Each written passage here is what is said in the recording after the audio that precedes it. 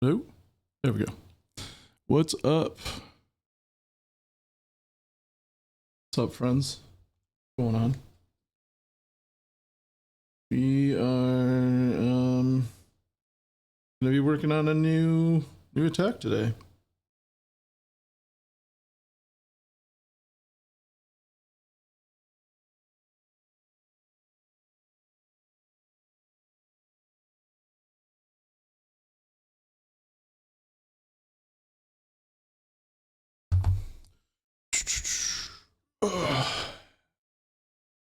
Isn't that right, Zelda?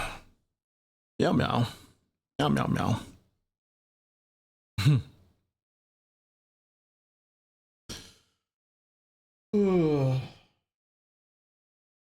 I know Zelda.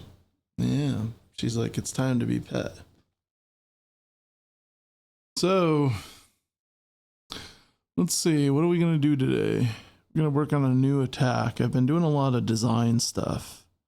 Been thinking a lot lately on where to take the game from here, and doing a lot of documentation, which isn't really super fun for stream, but I actually might do something like that for stream soon, just to I don't know, I think it could be fun.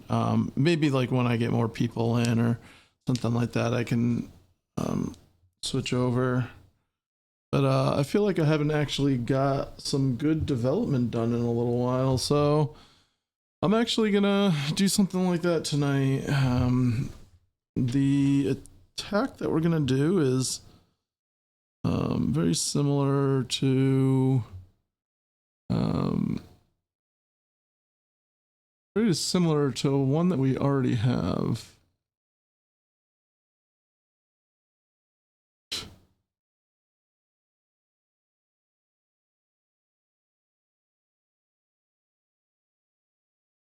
Zelda, she is such an entitled little kitty cat.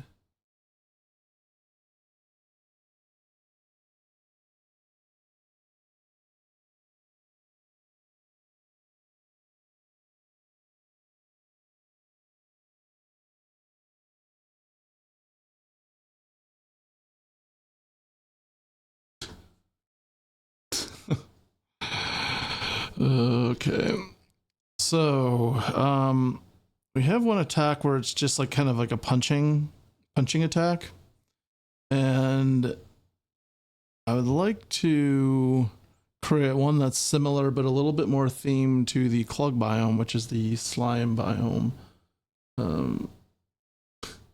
Zelda, what a goofball. He's so silly.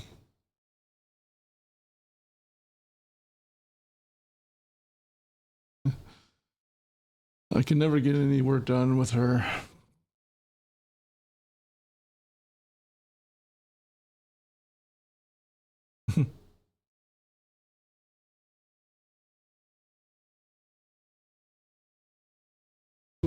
Yeah.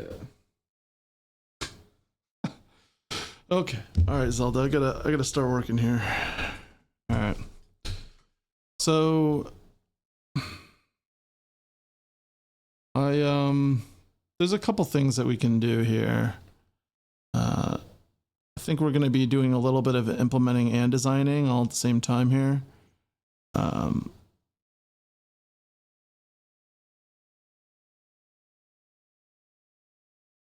So we have to think about, you know, what properties that we need for this attack. So this attack is gonna stick with the whole, melee punching aspect, but as you level it up, I would like there to be like kind of like a slime projectile that flies off of his fists when he punches, so it almost eventually turns into a ranged weapon, with added melee as well, though. Ooh, you know that, I even, as I say it out loud too, it would be cool if it was like, if the melee attack doesn't hit, then it spawns a ranged, but if it hits, then it spawn, yeah, if it hits, then it's melee, But if it doesn't hit melee, then it spawns a projectile. That would be cool.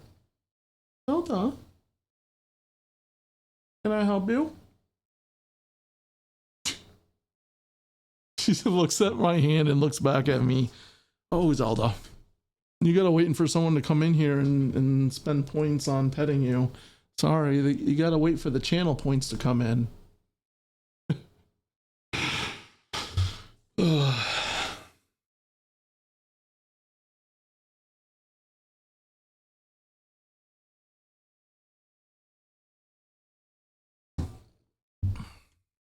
I'm a little sluggish today. I put in a 16-hour day yesterday at my day job, so I'm just kind of snapping back to. All right. So we're gonna have. Actually, I would like to move my spawn position in this zone to be closer to the center of the level. Because I want to. Yeah.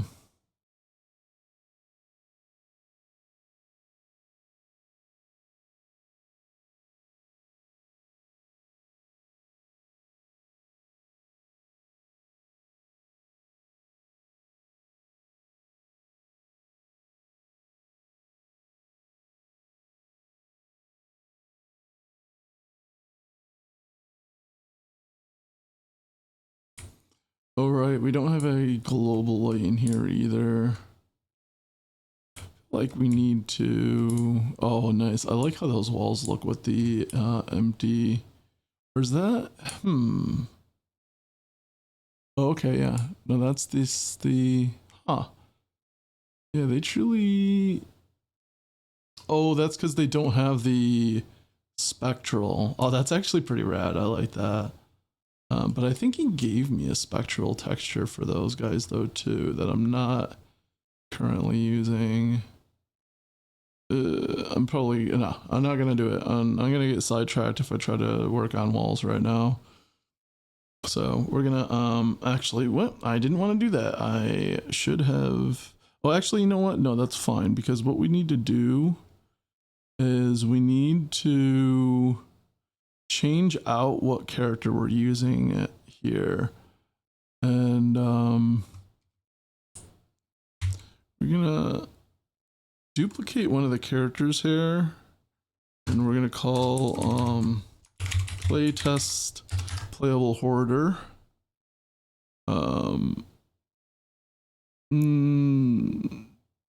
Oh wait, we already had one of those. Okay, no, I don't. Playtest is a bad word.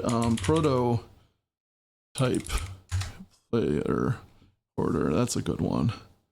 All right, and then we're gonna drag that guy into the player prefab for this zone. And now we're gonna go in there and take a look at this guy here. So we just have the regular demi here. We're gonna make him a Clug demi. There we go. There he is. He's beautiful. All right. So let's actually see what he's capable of right now, because I'm not too sure if he just has the regular punch on him or not.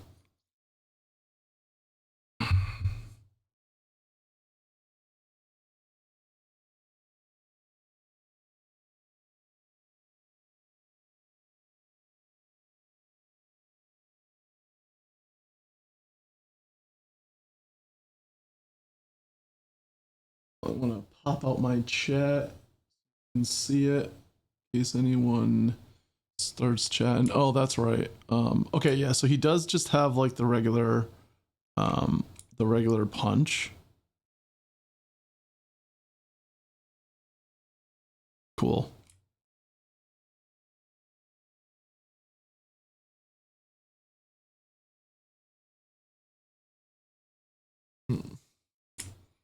So we'll probably end up switching out the effects there to something that's like more colored to the slime color, so that white effect make it more green or something like that, and then add even maybe like a little bit of like a splash effect at the tip as well. Yeah, that sounds good. First of all, though, I think it'd be good to add some light to this zone. So I'm just gonna add.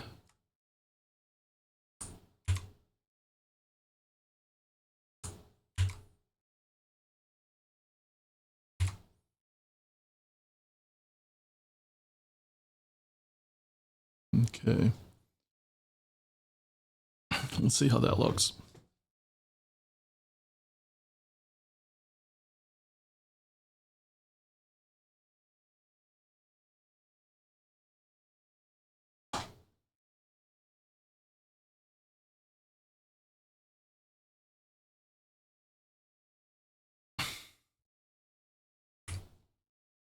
Cool.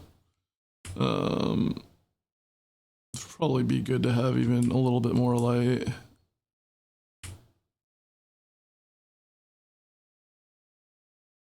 Maybe some small flowers in the corner here.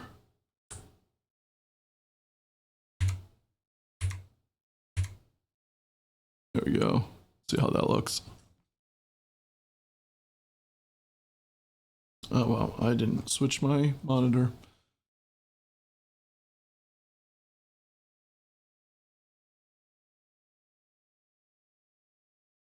That doesn't help. Cool. All right. Looks beautiful. It'd be cool to have if his feet had little splatter effects when they hit the ground. Wonder if we can do that, how difficult that would be.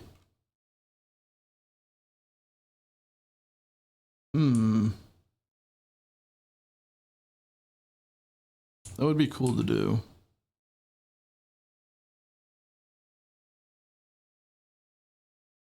The footsteps stuff I tried to do last week and it was a little challenging, but I did hold on to the stuff, so it would be good to try it out a little bit more.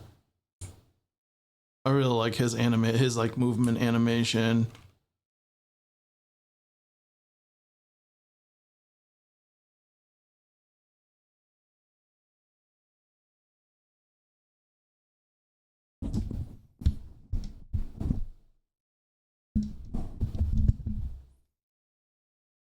All right.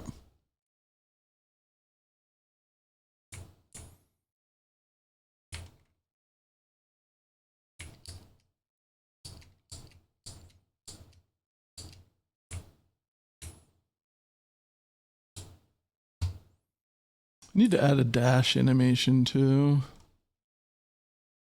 Okay, let's see. Where's that spawn? Move that a little closer to the center there. That's good. Okay. Actually, well, why don't we just make it perfect?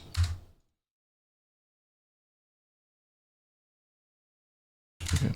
So what's the first thing we want to do? Well, we want to create a new attack because I think he's just using the attack for the demi right now. I have this new hard drive that I'm using for my videos to back them up. Like it's like a 20 terabyte. It's massive, but since it's a hard drive, I actually like feel it moving. So every time it like does something on my desk, I think it's like my phone vibrating. Which is funny because I don't even keep my phone on vibrate.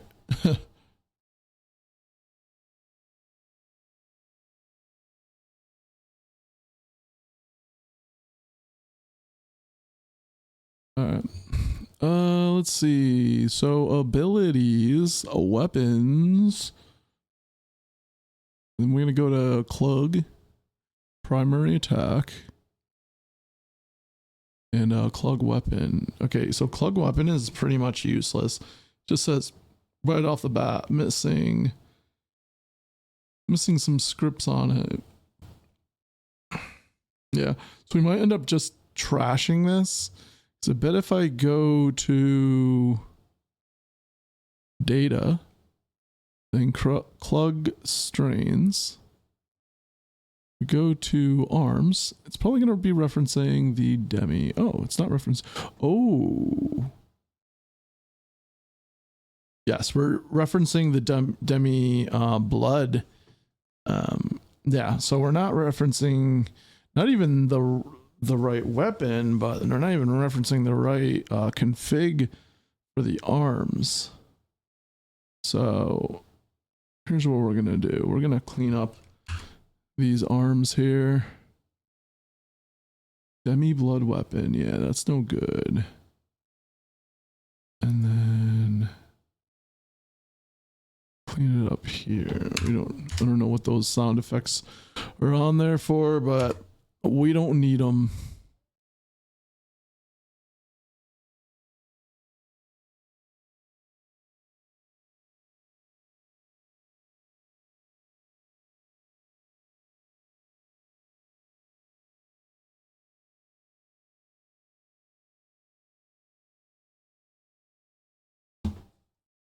Okay. So now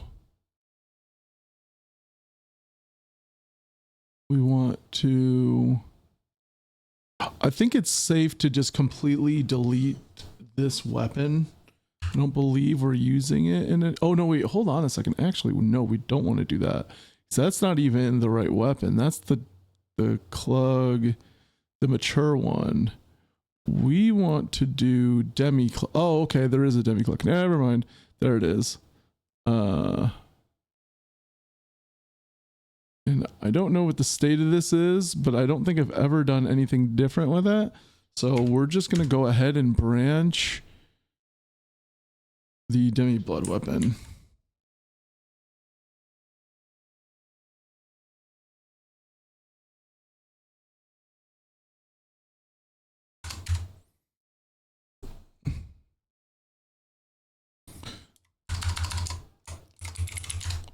Okay. Now we just want to make sure that this is hooked up properly. So we're going to drag this in there. Then we're going to drag this one into there. So now our arms have the right weapon, and now we need to make sure our character config has the right arms in there, which it doesn't right now. There we go. So let's see. We're gonna let's try to change something a little bit on the weapon. Yeah, let's try to change something. Let's open this up and let's look at the whoosh effect. There it is. Now this is a prefab which has a parent, but I'm not really sure what's different about it. But what's gonna be different about it is right now. Well, actually, let's can we?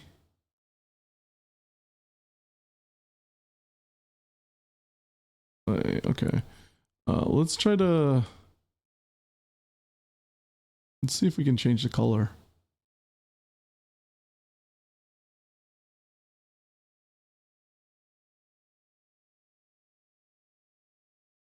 I'm gonna turn on looping just for now.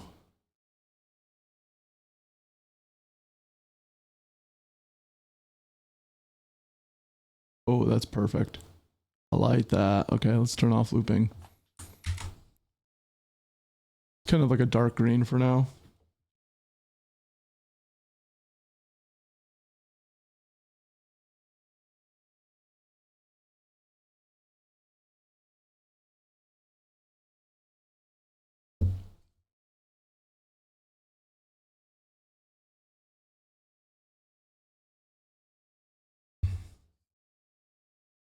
All right, cool. There's our green.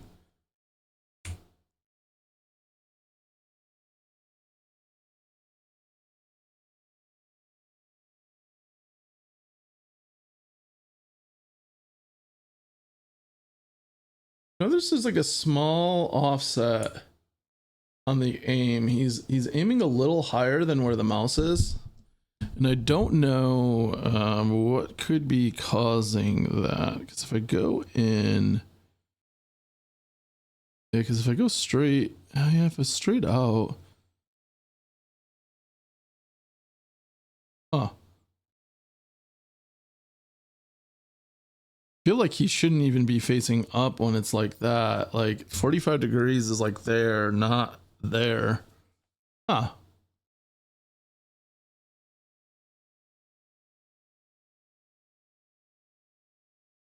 Oh, but is it to his feet? I bet it's to his feet. It's to his feet, that makes sense. Like a 45 degree from his feet. Yeah, how does it? I don't know. Also, the color on those are a little too bright green. We're gonna probably tone those down a little bit.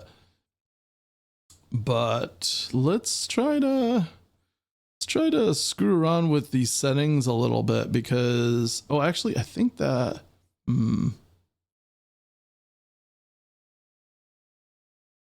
settings of the attack.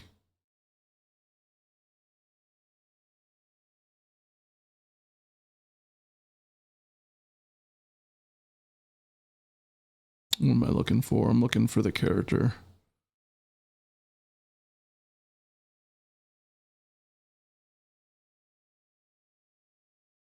Okay. There should be a gene class somewhere. But maybe... yeah, where are the... weapon behavior, trait upgrade, yeah. Okay, well it's definitely working because one of his attacks is super fast now. He's really going ham now.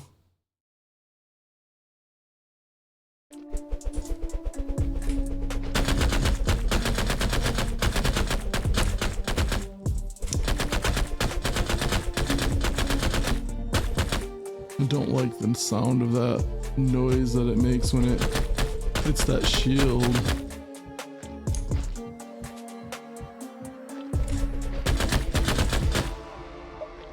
Yeah, what's causing that? Let's see, handles, shield handle, demi blood shield, sound effect hit. Oh, the volume is super low. Let's turn it off. Yeah, it's not that. It's something else is causing that. Huh. I wonder if that's his health causing that? Because that is a very strange... Let me make sure that's him. Okay, it is, yeah.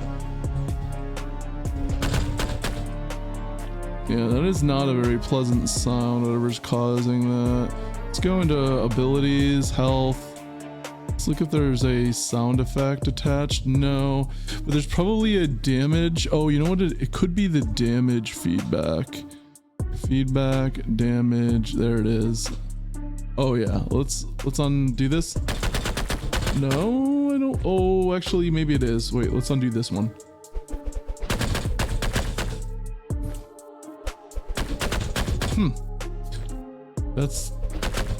That's not it either.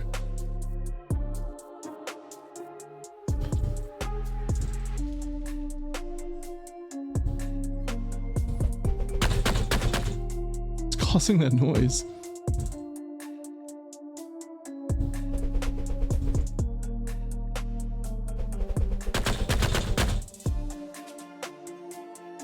Is it the is there a sound on the visual effect?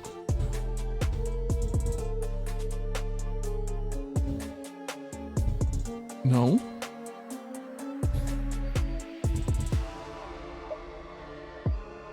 Feedbacks. Oh, here we go. On damage feedback. There it is. Okay. Well, that was unnecessarily complicated. So that's on the dummy blood shield. We want to take that down to like 0.2.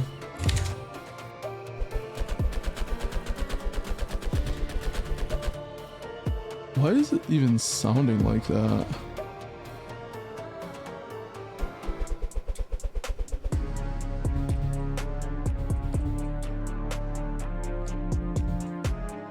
Oh, that's large orb damage. That's shouldn't even be the sound that's being used. It should be hit.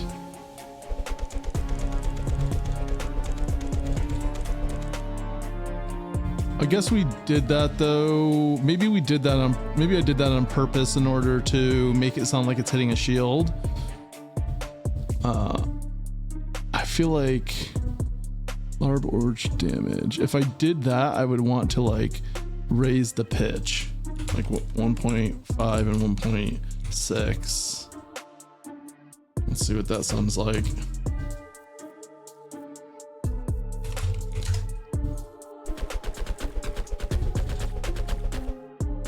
I just hate the sound, to be honest.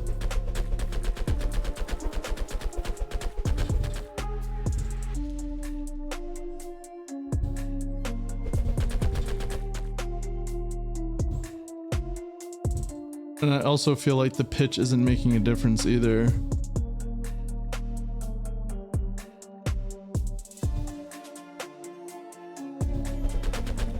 Yeah, it's not. Okay. Let's just change that back to hit until I get like a real sound effect in there that works well, because that is just not a good sounding sound.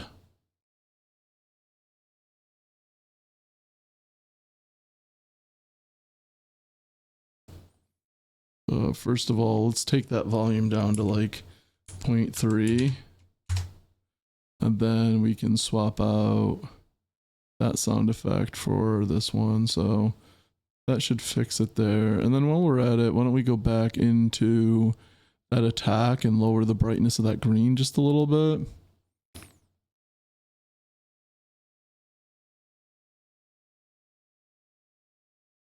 There it is. Take it down a notch. Okay.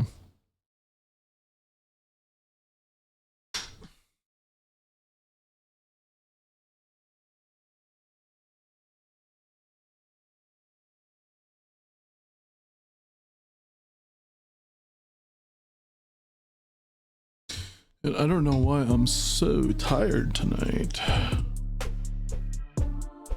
Okay, there we go.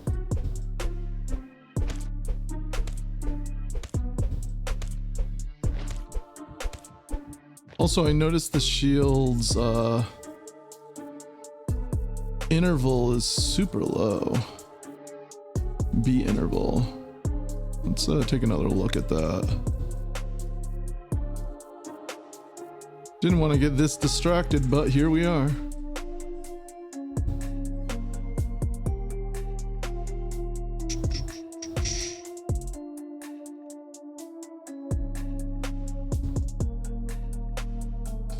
I think we... Oh, this is not a beat player. So this script won't even work the right way. Interesting. Well, let's fix it. Blood shield. Nope, wrong one. There we go. On damage hit. We're gonna make this a beat player.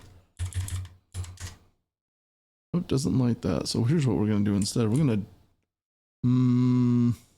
duplicate, and then no, we're not. We're gonna go into debug mode, and then we're gonna open up this script editor, and we're gonna replace the script. And now we're gonna go back to normal, and voila, we have fixed it. That's how you do it. Little sneaky trick. Nice little Unity trick.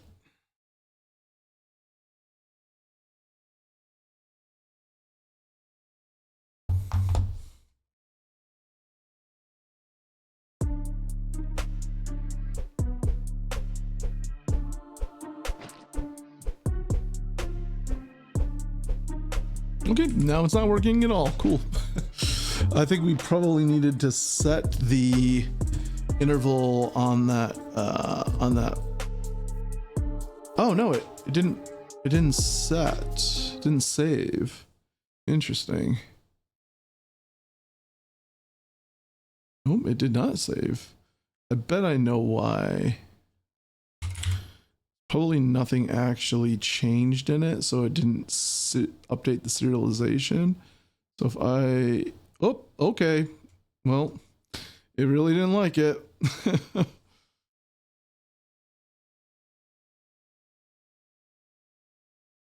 This will be a little bit.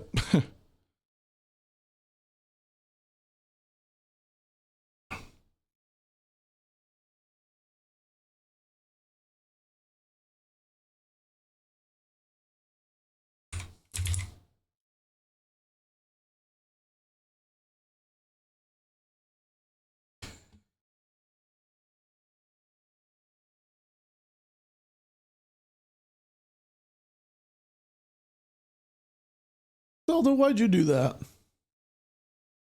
You broke Unity, Zelda.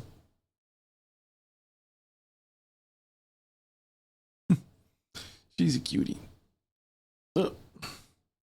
Rolling around. Little dope beans. Dope beans.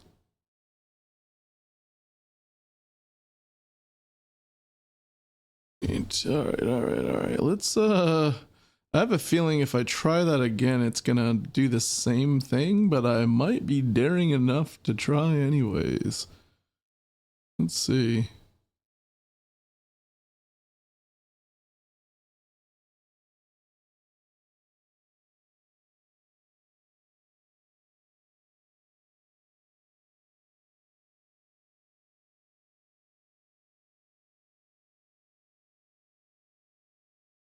Oh wait, this was the shield, that's right.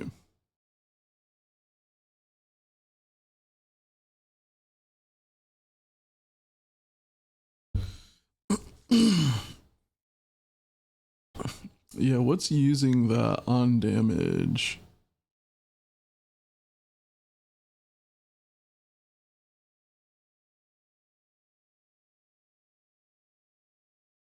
Huh.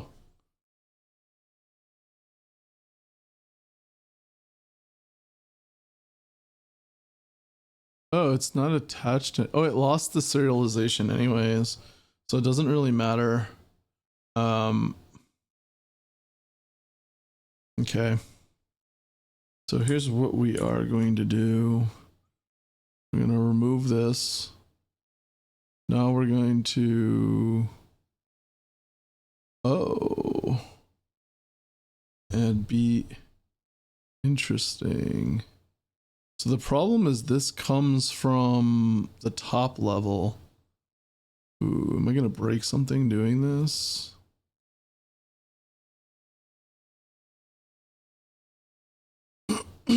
I don't think so. So I'm actually going to do this on the top level. The parent. So let's remove that and let's add the beat player, and the beat player will allow us to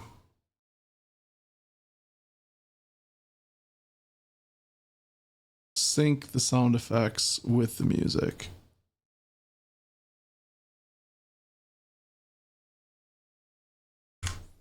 And now we should be able to go here. See, that's missing now. We're gonna oh, is character not oh, because it's a more specific one. So actually we need to make a code update here. Where it says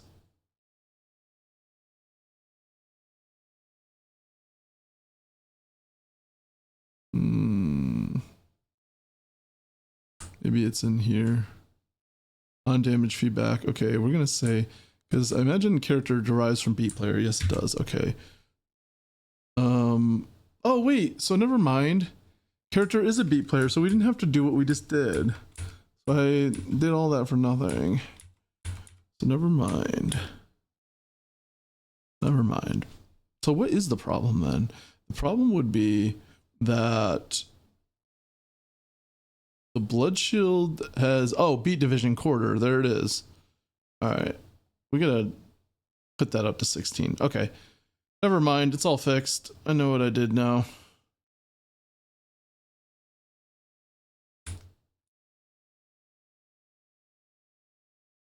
So let's remove that. Let's bring this back. Let's delete that. Let's go back, see if I didn't screw something up there. I did. Go back to 16th, save. All right, now we can retest.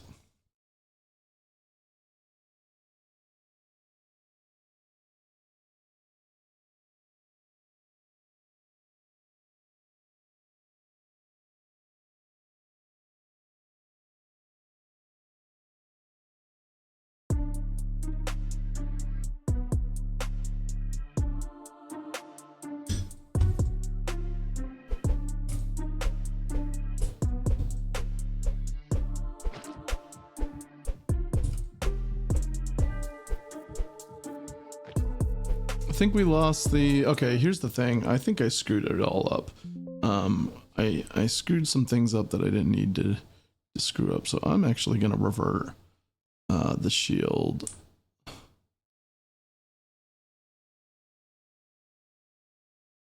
These two things right here. And then I'm going to go into just where I know I need to go. No further. I'm going to set this quarter to 16th. Everything. Oh, and I need to change the sound effect to hit. And I need to change the volume of that. Like a 0.5. I know I said 0.3 before. Well, I've changed my mind.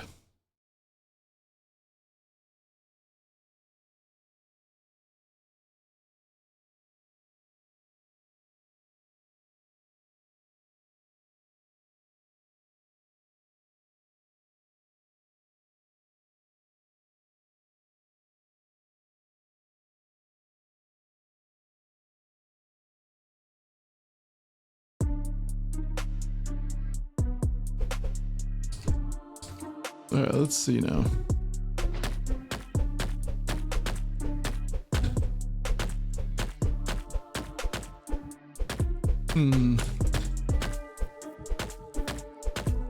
It's weird how it like doesn't line up right. It like misses some. I think it's still on a quarter note. So I don't think my change really took. But we can try to do a couple things. So to know for sure, we can bump up the speed of the attacks here.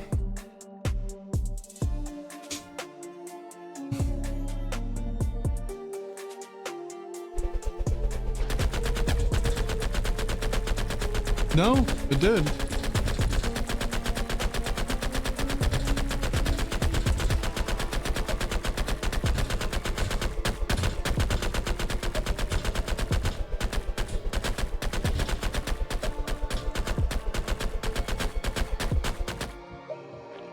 Okay, but I do have a problem. It sounds like it still has that awful noise.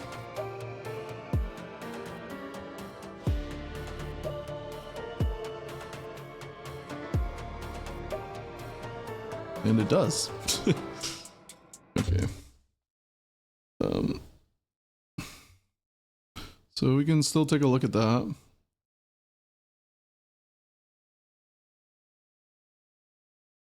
And is that because it's a different shield, maybe? Let's take a look at that. No, I don't know what I did wrong.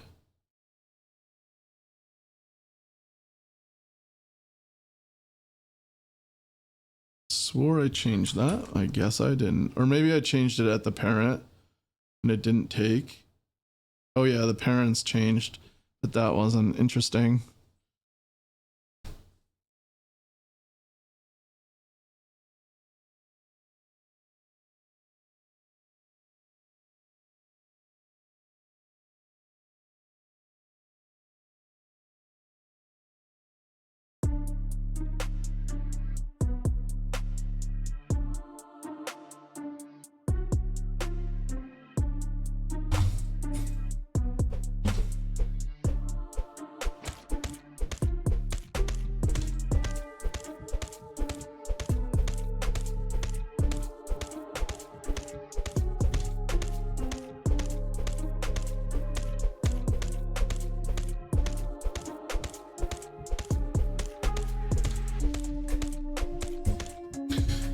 The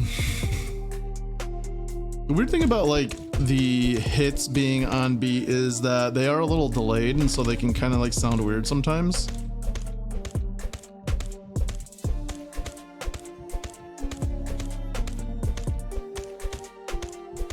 It's weird because it's like we're on an auto attack here, so could be the algorithm that figures out what the closest beat is. So like sometimes it goes to the next beat rather than the one that might have already played a little bit. And the one that already played means that it would just trigger immediately. So maybe that is the problem. Maybe the problem is in that script there. If it passes the beat, we automatically make it wait to the next one rather than playing it immediately. That would be interesting to look at. And I do realize that I am just completely sidetracking myself with things that I said I was not going to do today. But here we are. That's how I got this far. So it's in the audio source synced. So what we do is we play on next beat.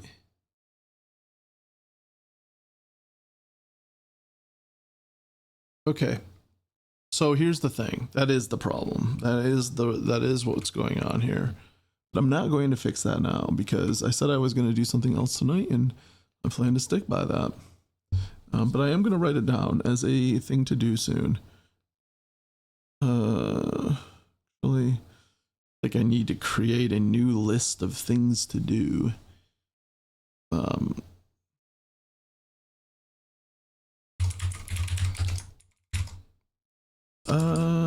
Let's call it just a to do. Yeah. Audio source synced. Always triggers on next beat. Consider triggering immediately if within a certain threshold. All right. So, because I think there is a period of time within the beat that you can still go after and have it sound reasonably close. Yeah, maybe it'll be a little bit off, but it's off anyways because like it skips a beat and then it like registers for 2 hits. So, or I should say it queues for the next beat, and then all of a sudden now 2 hits are for that next beat, and then you skip one, and that's because it makes sense too, right? Because with a melee attack, you're triggering it right on that beat, and then like within a fraction of a second you're making contact, and then it's saying, oh well, you didn't make for the sound effect, like, oh well, it should have played a fraction of a second before now, but we're gonna wait a whole 16th note on the music before we play it.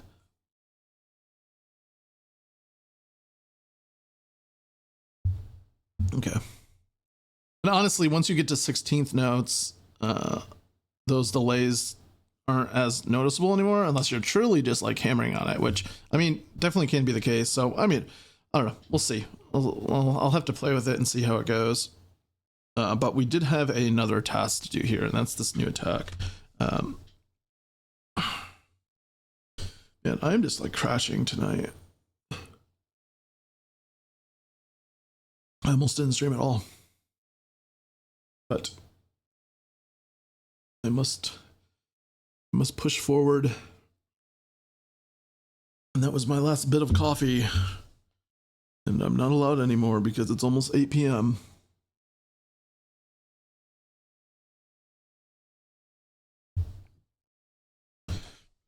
Oh, all right. So new attack.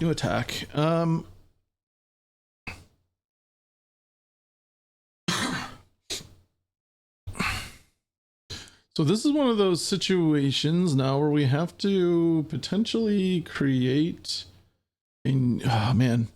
So I'm doing changes to colors and stuff now, and this is like kind of the time I would need to make this color be proper by configuring different biome versions of it.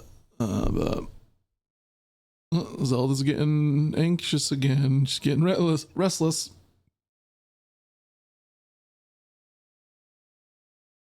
Gonna make it a little bit darker. And the other thing that I would actually, yeah, because here's the, yeah, is there like a splatter, little splat, blood splat? That's a no, not what I'm looking for. Droplet, blood drops. Here we go. Oh, those are oh, there it is. Okay, what does this do? Play this. Where are you?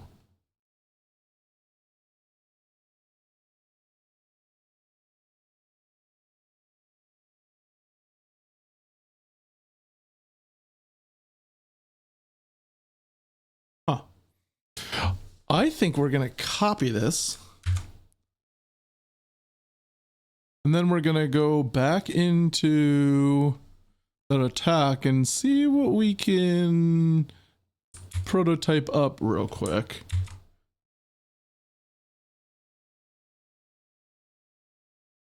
Let's drop those droplets there. Let's make them the same kind of green.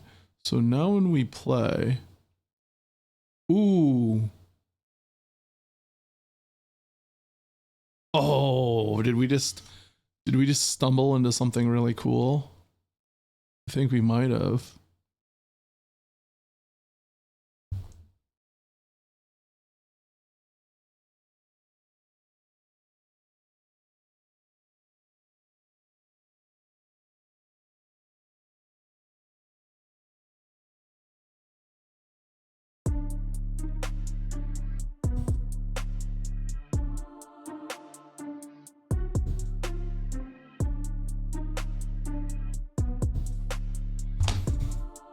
Oh, no, we didn't. That is... Oh! Oh, weird. It's like... Was there a play on Awake, but... looping? That was weird. But these are... It's okay, so... It's way too big. That's for sure. But it is a really cool effect. I like that. Let's actually try to find the right scale for that. I love that.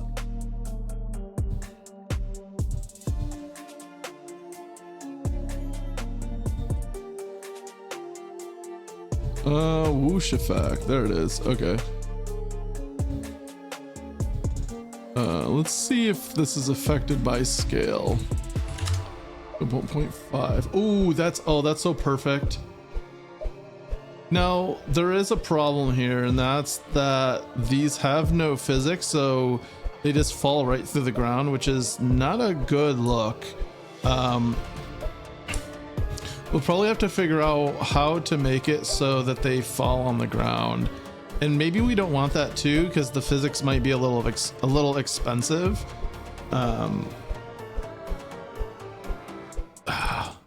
We can also cut down the lifetime so they kind of just splat, and then like, because the lifetime on those are pretty long, to be honest.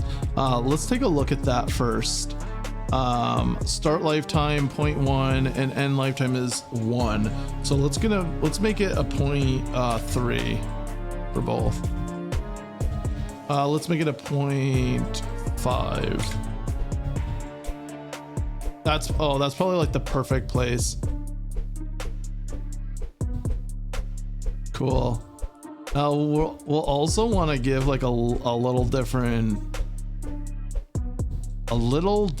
sound to this. I saw that there was like a splat sound effect I had in here.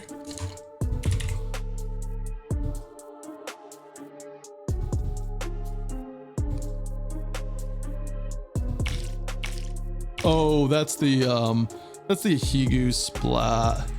I don't want to redo that one.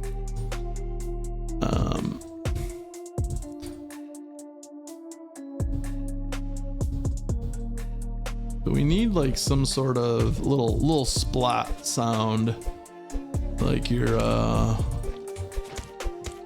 wearing a wet diaper and you just sat in it. Little. I almost wonder if we don't even need the.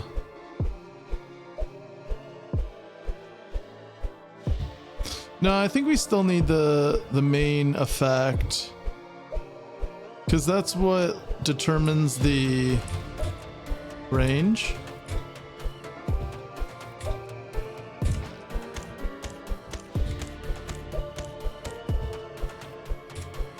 Which is perfect, by the way, I'm looking at now.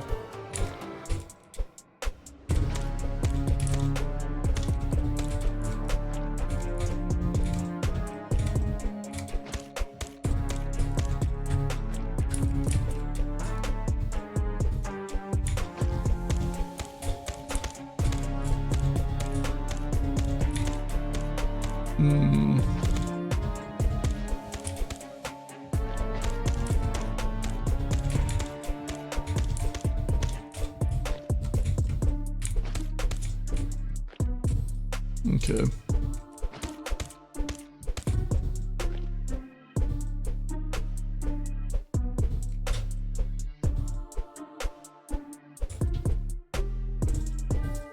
Yeah. Okay, so let's fix that what we just did on that attack. I love that, by the way. That was really rad. Oh, did it save? Okay, first of all, it's on looping, which is wrong. It's on play and awake, which is wrong. Is it wrong? No, I think it's wrong. Yeah, I think that's wrong. What else did I change? I changed the scale to 0.5. There we go. And for some reason it kept the life. Oh, no, that was life. Okay, yeah, no. Yeah, no, it makes sense. Everything makes sense. We're all good now.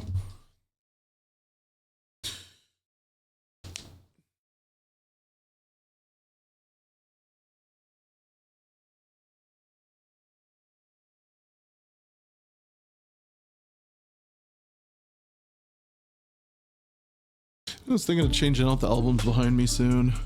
Might do that.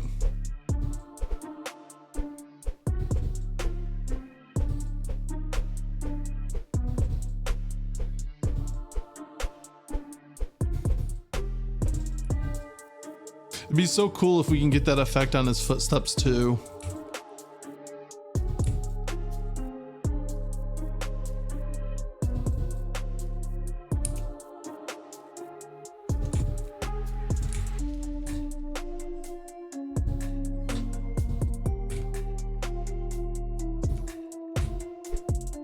Okay, I do think that we could really benefit from a good sound effect now.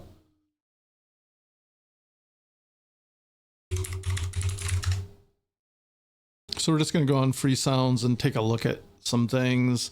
Little splat. Nope. Nope. No. Definitely not.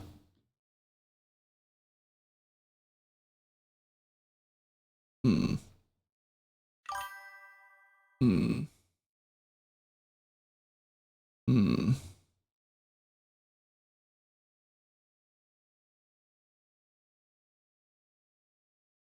I have to figure out what's causing the sound effects.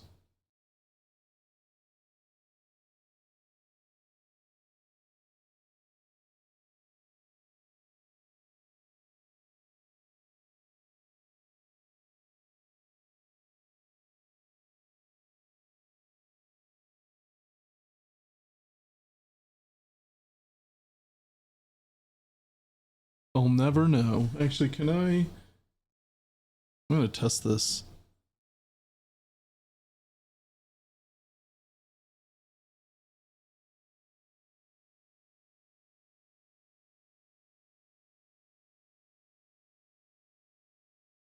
I'm gonna send a test chat. Nope, that's not gonna let me do it.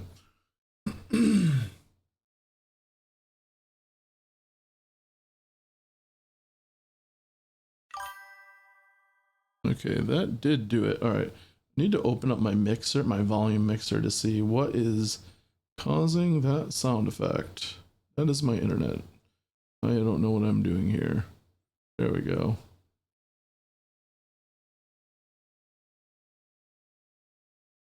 Volume mixer. Okay, here we go. I'm gonna play that back again. Let's give Dancing Zelda another go. Let's see. Nothing played there. I feel like something was supposed to play when it played.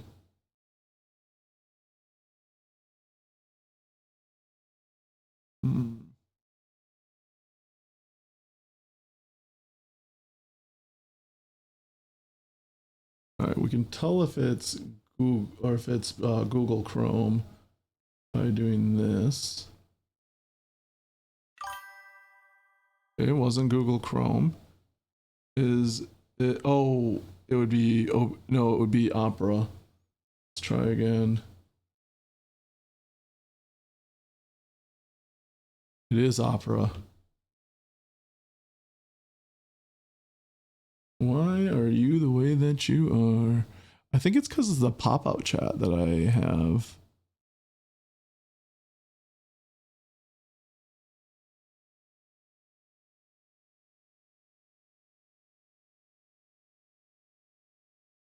It is the new thing I've been using, so it makes sense.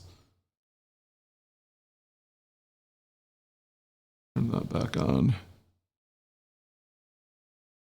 Let's see.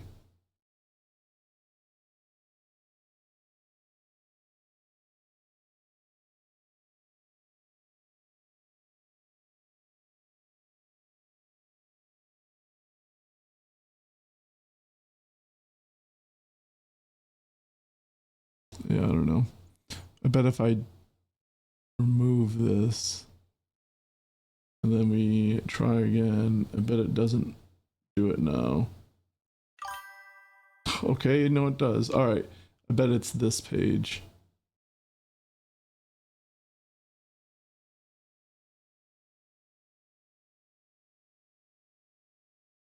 What the?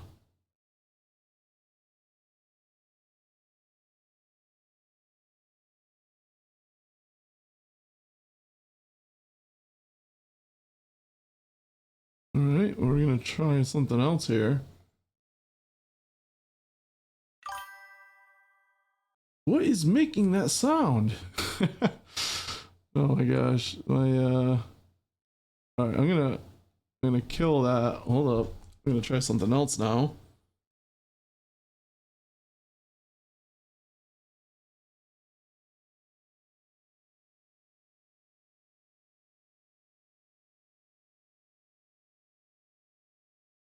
Okay, we're gonna test one more thing.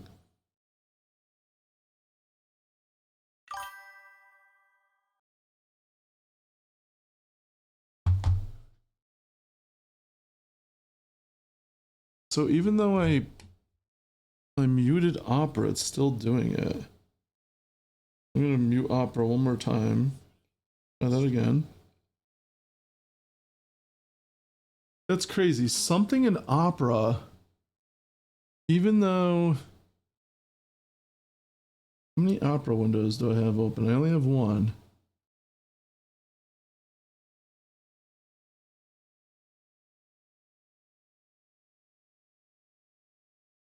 I'm gonna kill Opera entirely. Is it because of the side tab? No, that's not even logged in. Let's quit Opera entirely. Let's send this again now.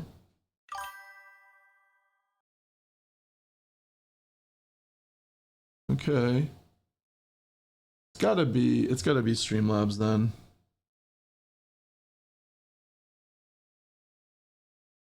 Yeah, it's Streamlabs.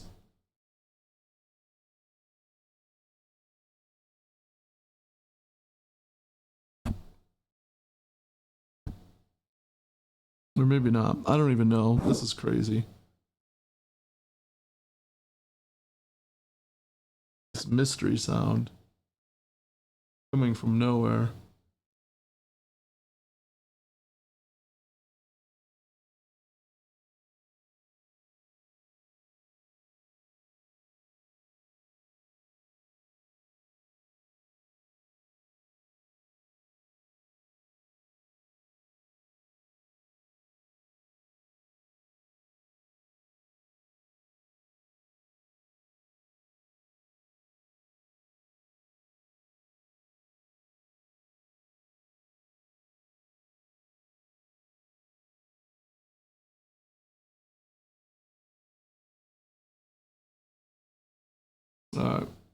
Yeah, I don't know.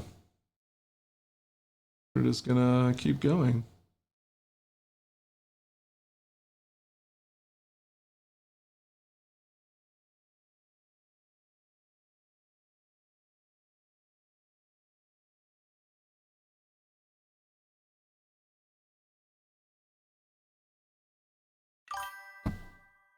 Yeah, no, it's definitely. Is it the Heredity alerts? Let's undo that.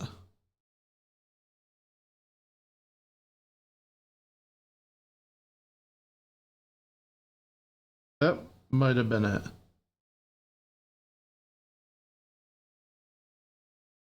Try it again now.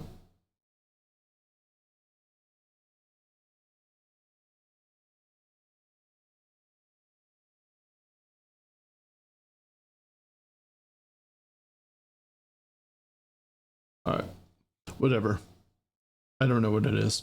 All right, I gotta open Opera back up.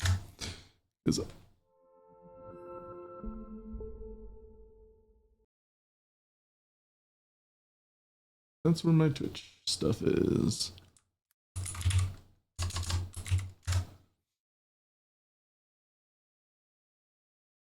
There, but I'm not sure. I'm pretty sure that if any point in time, if Sheaf had made like more obvious, Shut it, whoever you are. There, but I'm not sure. I'm pretty sure that if any point in time, if Sheaf had made like more obvious.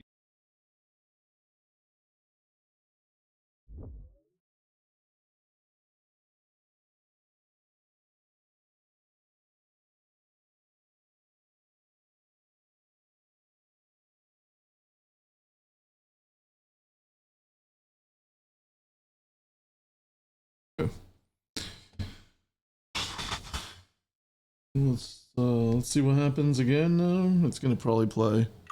And doesn't it plays.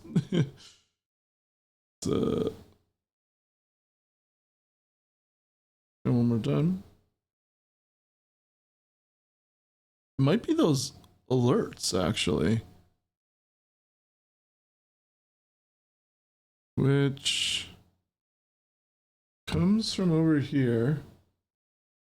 But it's only like stuff for, it's only like, it should only be happening for like follows and subscriptions.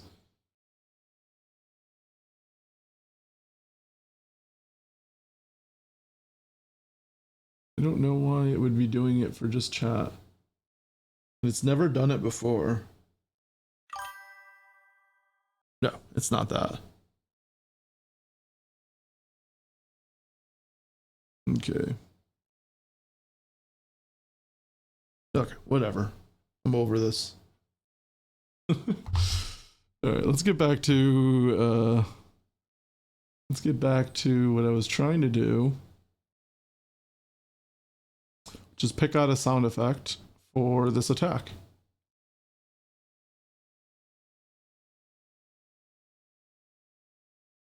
Which I always have a terrible time trying to do.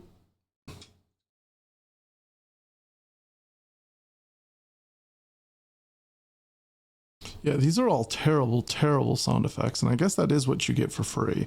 But let's actually sort by lowest first.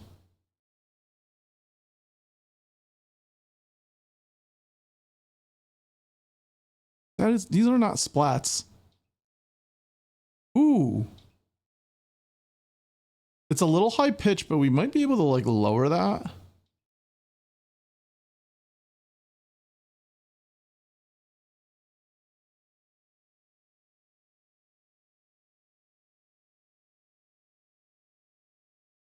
So the slap, if it wasn't for the slap, it would be all right. No. These are terrible sounds. I hate them. That's actually pretty good, but I like that sound effect, but not for this. And just to be clear, I'm not using any of these long term anyways. This is just for like placeholding.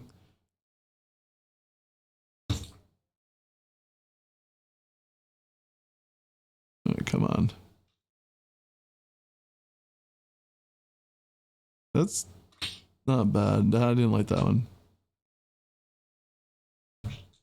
Someone made that with their mouth.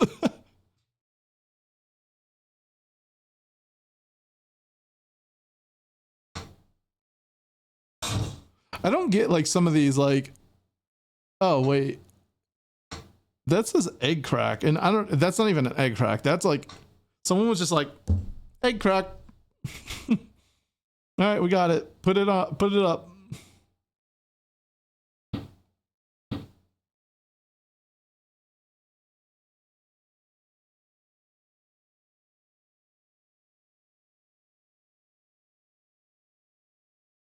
I actually like this one a lot.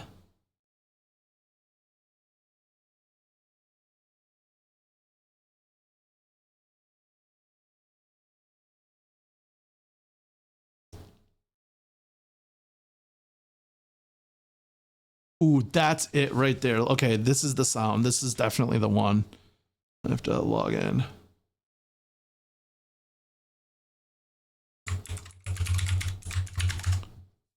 Okay, I don't remember. Where am I logged in? For free sounds, is it in Opera? Yes. So one thing we want to check is the licensing. It says you can copy, modify, distribute, and perform the sound even for commercial purposes, all without needing to ask for permission. Oh, that's actually awesome. So this is a truly free sound. Dancing cat is memorizing. What's up, Jep? What's going on? Yeah, I was testing. You just hear the little chime that was just going. I can't figure out where the chime is coming from. I mean, I'm pretty sure it's coming from Streamlabs, but I don't know what's triggering it. So I was I was loading up a bunch of chats to test it. But okay, okay. So actually, how do I want to do this? Because here's the thing. I think I have a folder where I put sound effects, placeholders. Okay. Honestly, I need to create a folder in my placeholders that's like free to use. Or just commercial free. I'll just say that. Commercial free to use. So this way, because like some of these sound effects might be good, right? And if it truly is, you know, how it is here in this licensing, you can copy, modify, distribute, perform the sound, or even for commercial use, all without the need for asking permission. Perfect. Beautiful. Thank you, writing for your free sound effect. That was the best thing on here. Okay. So we are going to want to modify that one though. So we're going to have to open up Audacity here, and let's open this up in File Explorer so we can drag it right in. No. Okay. So I think that I don't need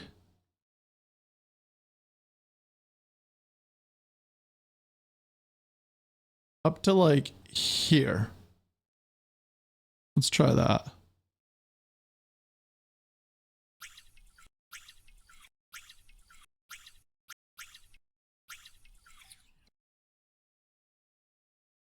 Let's, what was the next sound? Let's do this.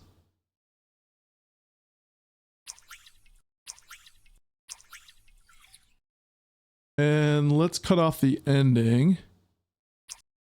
Oh yeah. That's too much. That's too fast.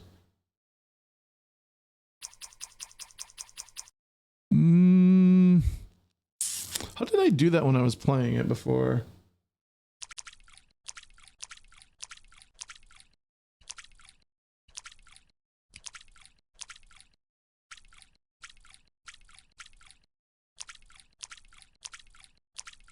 Okay, I think, oop, that's not what I want. I think that is good. Yeah, that's the one right there. Okay. So, we're gonna export this, and honestly, just because it's free to use, I'm not even gonna have it in the placeholder.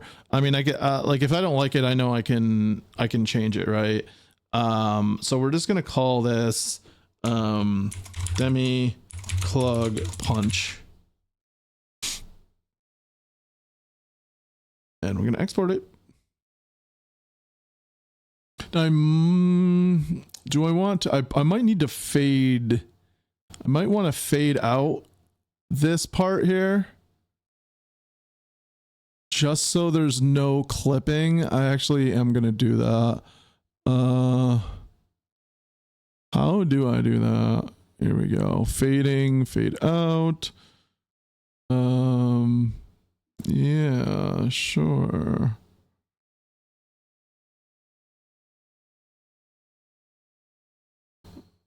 How does this work?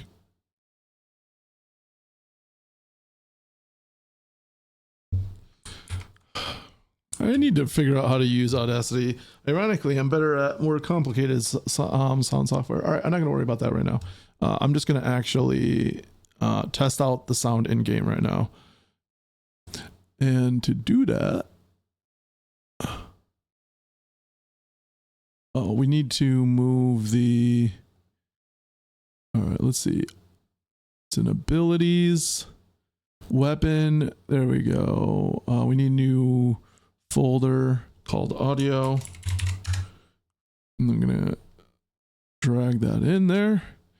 Okay, now in here, sound effect, we're going to replace with our new sound effect, which sounds like. All right. And actually, let's take a look at what we're doing with the. Oh, we're just leaving it as is. Okay. Wasn't sure if we were doing any kind of. Oh, there is a pitch. Okay, the pitch min max is 0.8 and 1.2. So.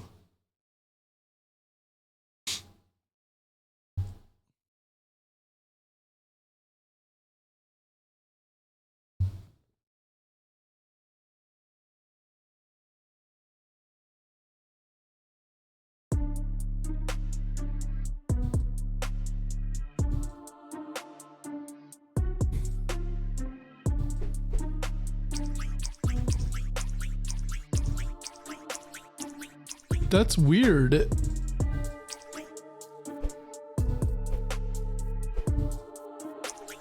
Oh, I think there's two sound effects. One for the first one and another one for like when it's auto firing. Interesting.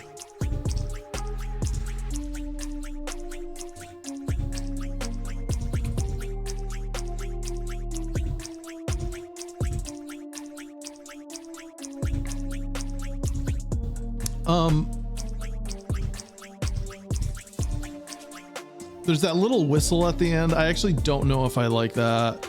Wait, do I still have Reaper installed? I do, yes. I like that software way better. So I know how to use it.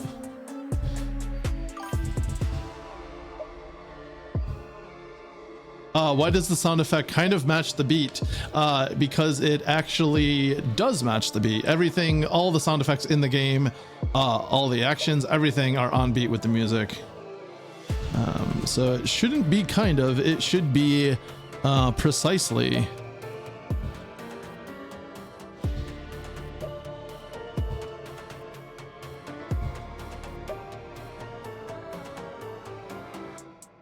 Yeah, so if I, here, can I change? I can change weapons.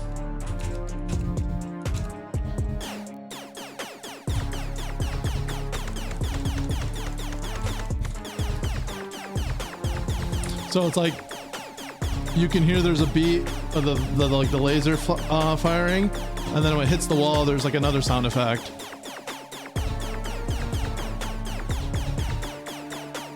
Yeah, and there's like some other things that I don't really have down right here, but like little traps or environment stuff that it hits it. Yeah. So the whole idea is to create kind of a like a dynamic soundscape, right? Of that goes with the music.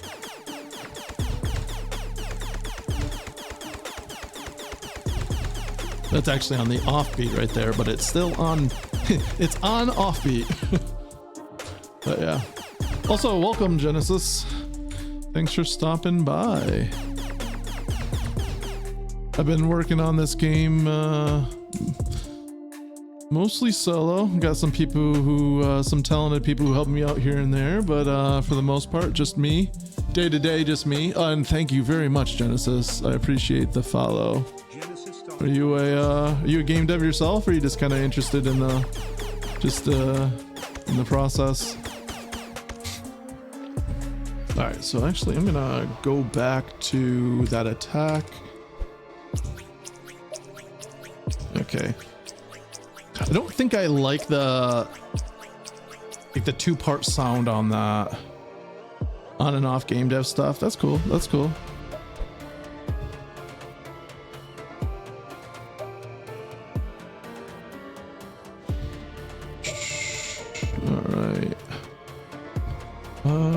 Yeah, I don't know if I like the in and out like that, because that on its own will end up probably like creating like a rhythm to it. So I probably want to keep it like a one dimension, like a one piece sound, right? You actually like the sound? Seems memorable. Yeah, actually, you know what? So there is there's one problem in my mind. I was just about to test it, and then I unplayed it. So let me. I think that's what I'm worried about is when it starts to get faster, because that's the other thing. The progression system of the game has, the weapons go faster, and we go up beat intervals as the weapons get faster. So. 2, 3, 4, 1, 2, 3, 4. So we want to we can make that all the way, we can put that all the way up to like 16th notes, and that's what I'm worried about, it not sounding good, because we want to make sure that we're covering our ground for being able to have these attacks be scalable. So I am going to quickly raise their max speed to 16th notes. Honestly, it's not bad.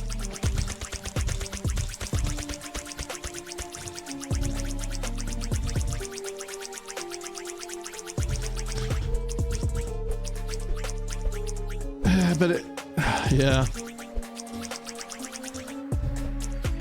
I don't know. I have to think about it. I gotta think about it. I might just try to, okay, so here's actually, you know what I might do?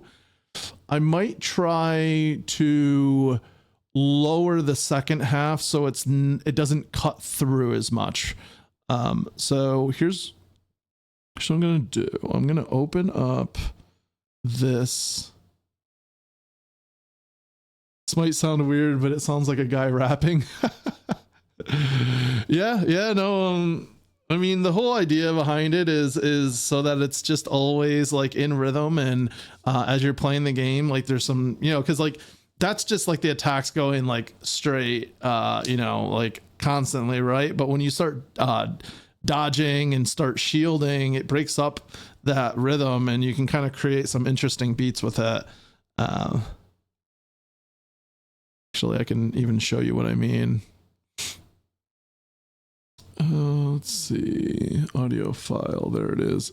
Meantime, we'll import this. Is the variation something you've programmed? No. So I mean, it's a little bit of everything, right? But it's mostly so like,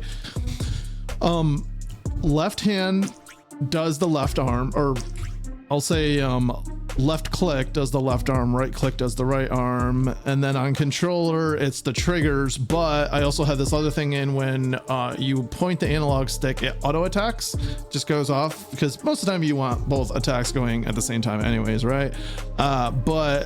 And then I have the triggers be an override, so if you hold one of the triggers, it'll only do that arm, and so that's just to help with some of the fatigue of just holding triggers the whole time. But one of the cool things about the override, or with using mouse, wait, why didn't it go up?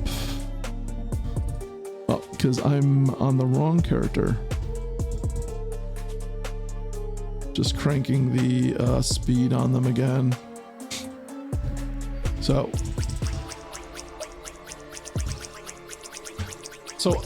I can just like,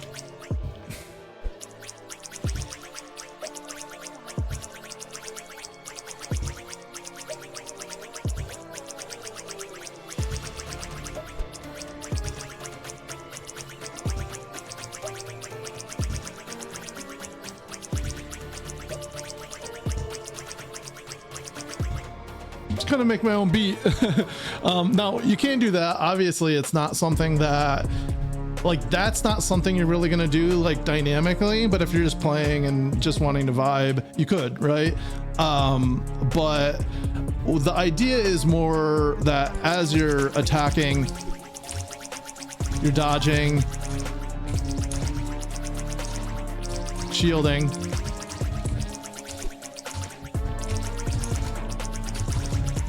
stuff like that. So my intention is having gameplay be the thing that creates the dynamic variation.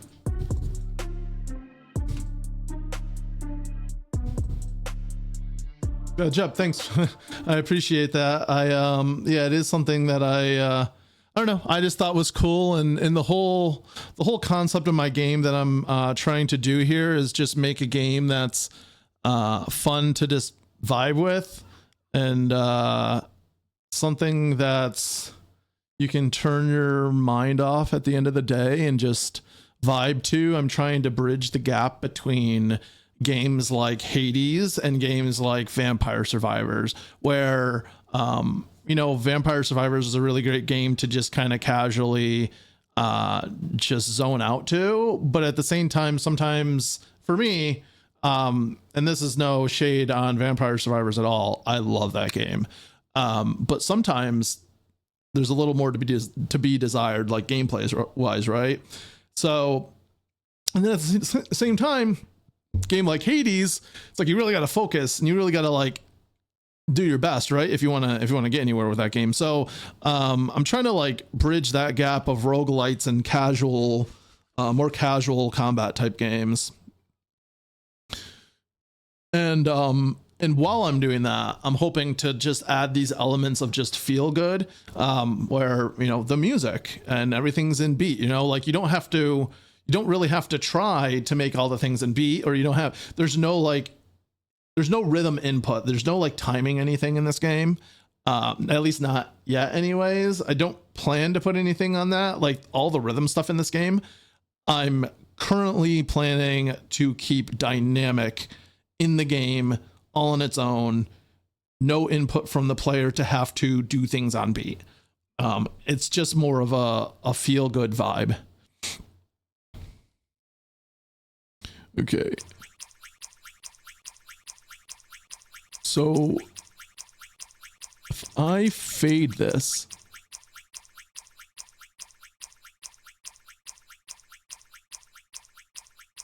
That made no difference.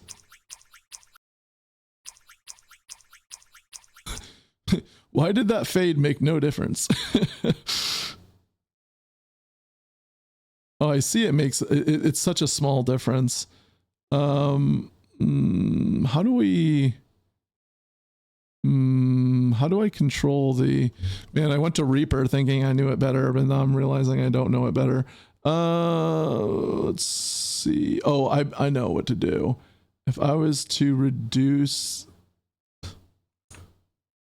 how do I, there we go.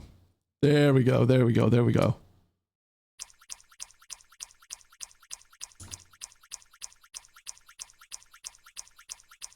Okay. So that's what I was getting at right there, where it's still there, but it's not like dot dot dot dot dot dot. It's like dot dot dot dot dot dot, you know, where it's a little quieter. I want to try this. It's still there, just not as prominent. Let's see. I have to render. Browse or directory. Oh my god, are they really gonna have me wait, I am not doing that.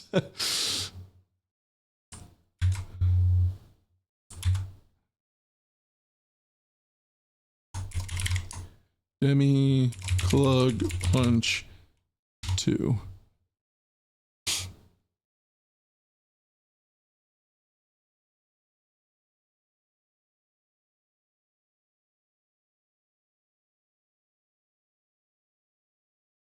All right, that did it. So now we got to go into that attack and assign the new one.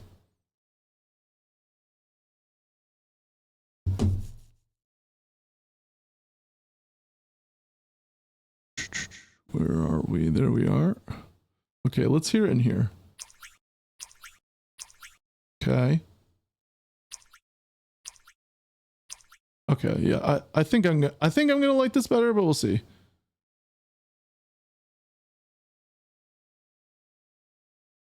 All right, now we can play it.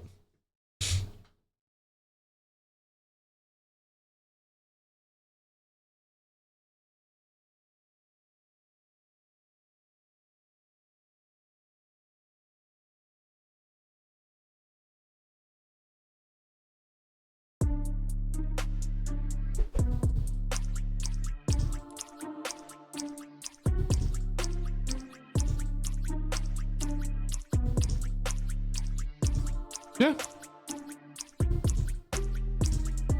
See, the problem is when I have sound effects that have like two parts in them like that, I can't control them to be in beat with the music like I'm controlling everything else, right? So that's like the reason I'm a little hesitant on it. And even that still like cuts through.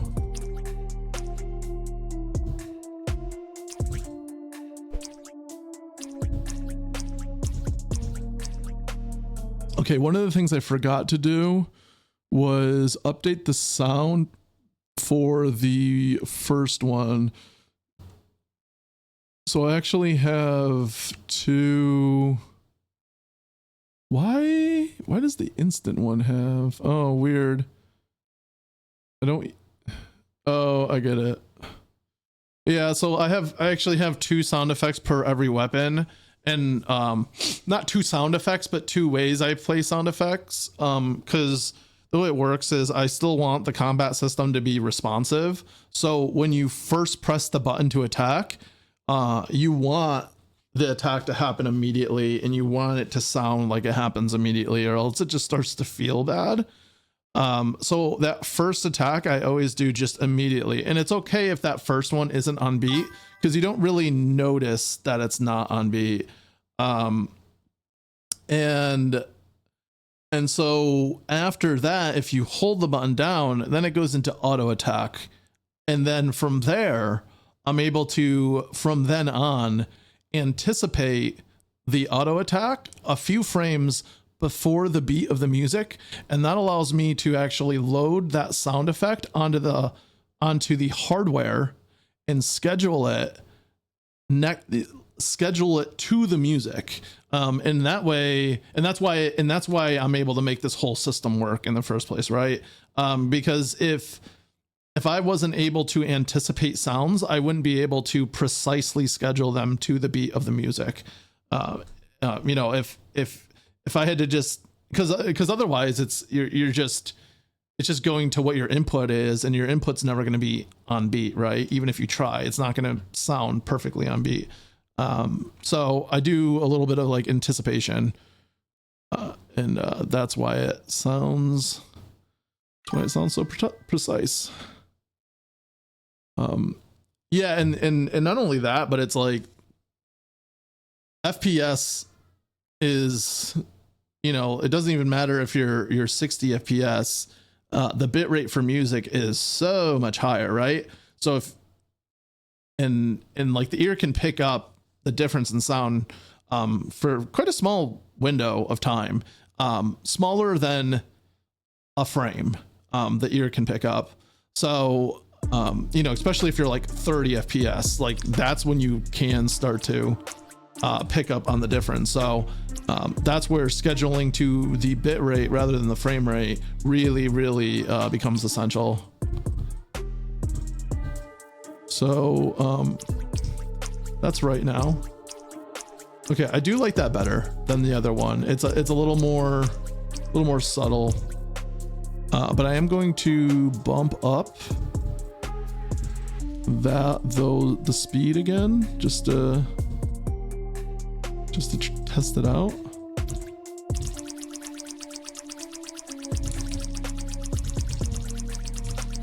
All right.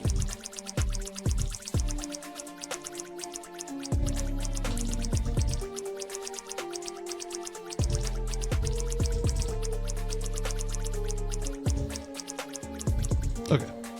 I'm done having fun. Okay, so cool. I like that sound effect. I don't know if I'll use it forever. Maybe. I almost wish there was a little bit more lower end to it. It's a little too high pitch, and we can test lowering it a little bit. I think would be good to do, just to give it a try, see what it sounds like. Let's take that min pitch down to 0.4 and that max pitch down to 0.7. Let's just see what that sounds like. And this is only going to affect the auto attack sound. And if it works, then I'll update the first instance as well.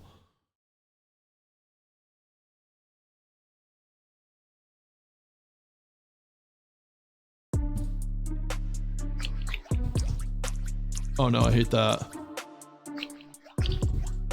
Oh no, I updated the wrong.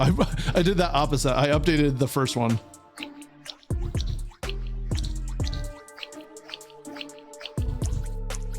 I feel like there's a middle ground there. That was too much.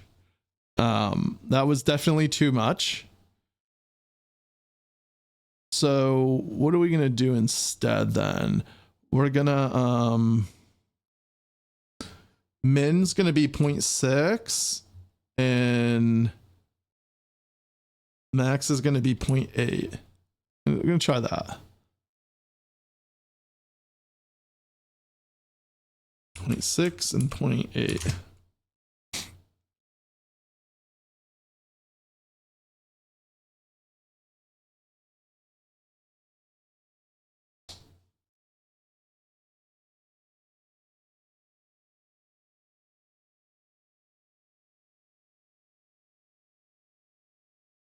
Gonna have to get a water break here soon in a moment. All right, let's test this.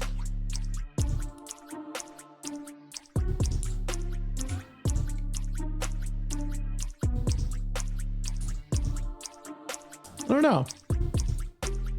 What do you guys think? Does that sound better than it did before? Because here's the thing, that first part is still like, yeah, I think this is the problem. There's such a there's such a gap in pitch between that first part and the second part. So it's like either the first part sounds really high pitch, or we lower it and then the second part sounds like too low pitch, right? So these are the type of things that, you know, when I'm, you know, really trying to perfect things, I'll probably narrow that gap between, but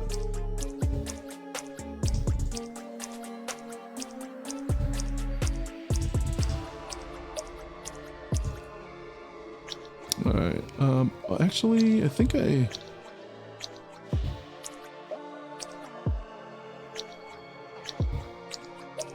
is the first, oh, the first one's still, hold up. Wait, did it not change? Hold on a second. Because I thought I made the first and the, we might have a little optical illusion going on. Your little audio illusion. 0.6 and 0.8. What did I say before? 0.6 and 0.8. Oh, there's a huge difference though. Something isn't I think the sync isn't. No, the sync is. Okay, it's the same. Okay. I think that's what I was. Okay. This isn't respecting the pitch. Let's open up this script and see if that's true.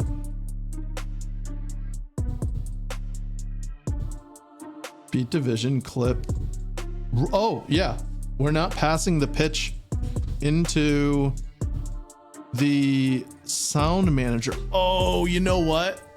I did that change on a shelved change list and I never, okay. All right.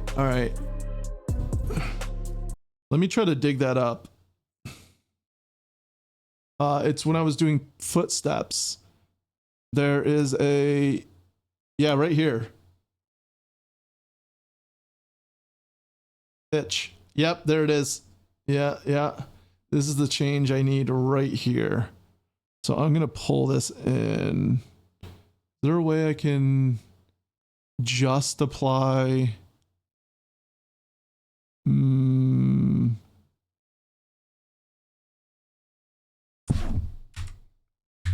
Well, I know one way. Copy, good old copy paste. Missing partial. Why would it need to be partial?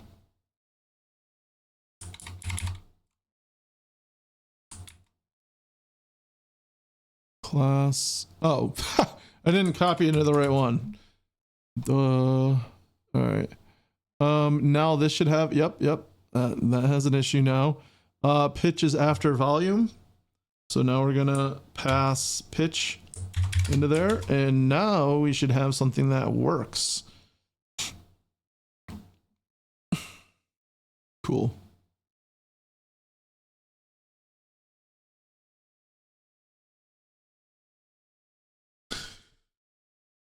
Oh, Zelda is woken up. Hello, beautiful. She's just waking up. Say hello to my darling Zelda.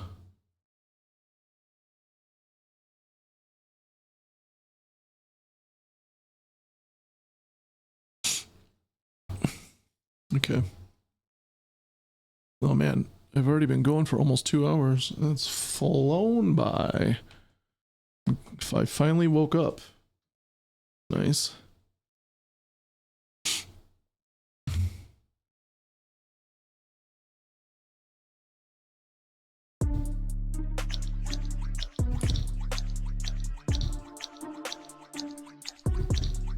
You know, now I'm thinking I like the original better, actually.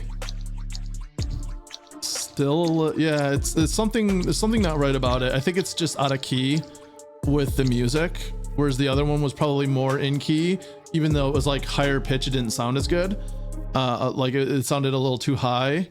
And so again, that's another thing that I'm probably going to, when I create the real sound effect, truly like tune it properly to the music. And that's like a system I need to still put in place, because obviously there's going to be different songs with different tunings, and yeah. By the way, if you guys like the soundtrack, it is on Spotify. I put that up a few weeks ago, and it's just like a kind of like a preview of it. But definitely, I think if you just search, yeah, let's see, just search Heredity. Yeah, if you just search Heredity, there it is. It's just so it's just a handful of songs, but it pretty much captures the vibe of the soundtrack that I'm going for, which is like spooky metal trap music. You've pretty much only heard like the trap version of it, but some of the tracks get a little heavier. Like this is the one that you've been hearing, but it like progresses a little more guitar in there, and then it really gets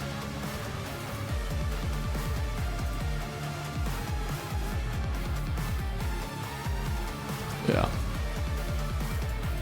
check it out if you're interested in the music.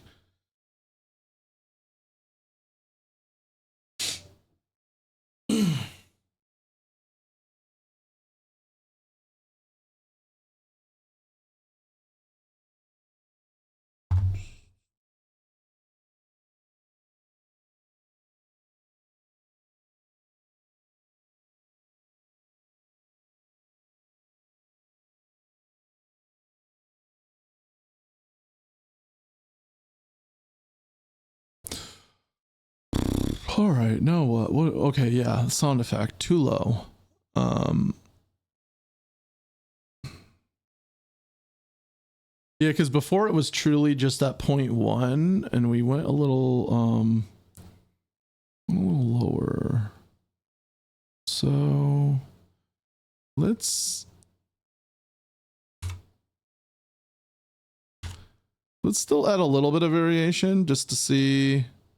Because actually, because of that bug before that I just found, it wasn't varying the pitch at all, which I normally try to vary the pitch. And honestly, maybe that was what was sounding like too. I don't know. There was something I didn't like about it, and it might have been that it was just the same pitch every time. So normally in like all the sound effects I play, I add like a 10-20% like variation, so it like has some room to wiggle. And enough that it still stays like in the same realm, but it doesn't sound like robotic.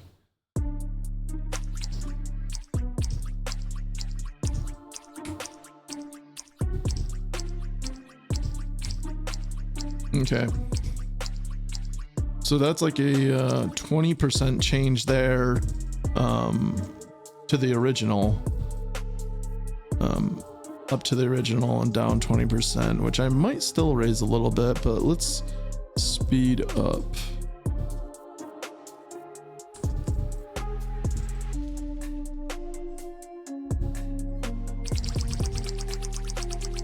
Yeah, I actually do think it was good from the start, but now we know. Now we know. I'm gonna add a 10% still, but around the center. So 0.95 and a 1.05.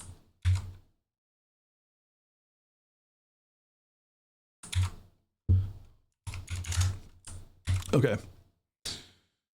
So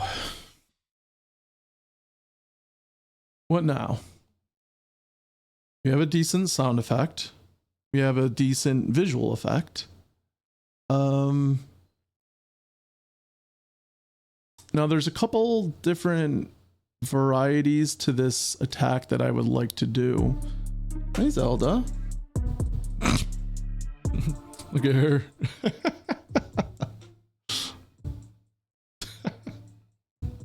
She's got her hand on me like, pet me. Waiting patiently.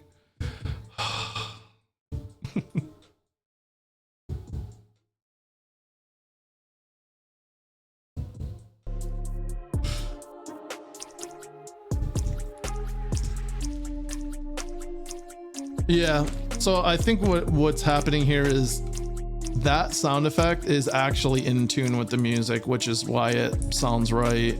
And it is probably the higher pitch allows it to cut through too. So yeah, that's just the kind of stuff I'm gonna have to figure out as I go. Sound design in the game, like you know, I've worked a lot on the music so far, but I'm just starting to really narrow in on sound design. So I'm still learning quite a bit.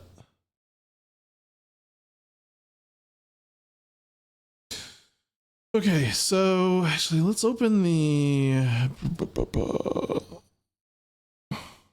design document. All right, so there's a couple things I want to add.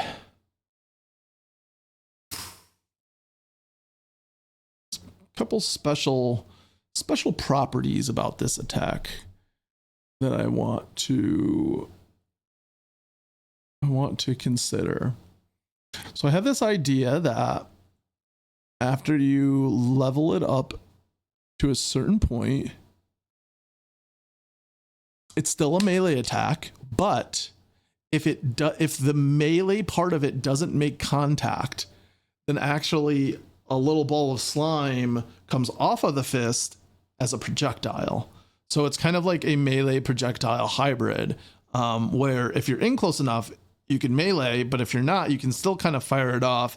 And it's not going to be like a super powerful projectile. It's not going to shoot across the room. And it's not going to do like a ton of damage either, right? But just enough, like, you know, maybe a few feet in front of the character, that extends the range a bit at the cost of DPS. And I might also add something like a status effect on it. So when you make contact with something, maybe it slows that character's movement by like 10% or 20%, and you can kind of maybe as you level up the weapon that grows. Zelda, I gotta work here. You always wanting the pets, always needing the pets.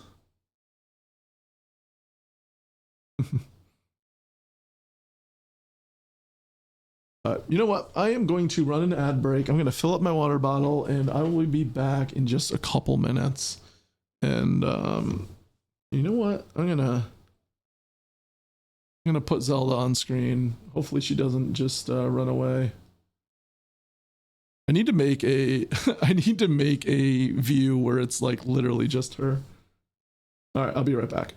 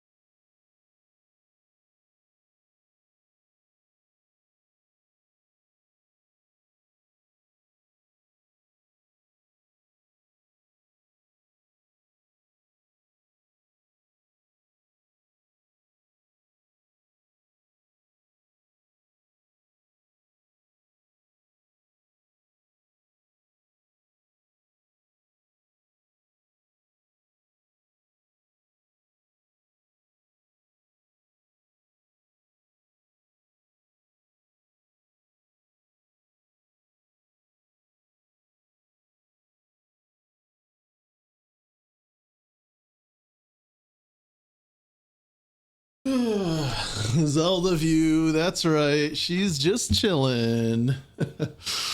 Aw. Yeah.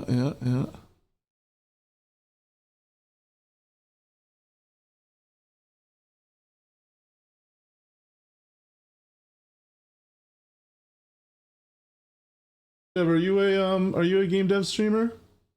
I see you have Master Games in your name, so curious if you do game development stuff. Or I mean, sorry. Oh, there, we had the second one for a little bit. Oh no, we have the second one right here. They switched places right underneath my hands. I didn't even realize this one is Zoe. See, when Zoe shows up, Zelda gets jealous. You can always tell Zoe by the pink collar that she has. And you may notice it's very frizzy. And the reason it's frizzy is because Zelda likes to put her into a headlock and just beat the crap out of her with her back legs. Oh, there's Zelda here. Aw. Okay. That was Zelda. The chair. Okay.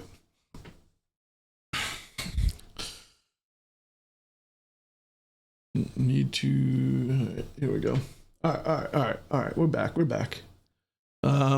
Yeah. So I'm just starting to work on my whole stat system and so like right now I have like all these stats, attack, speed, range,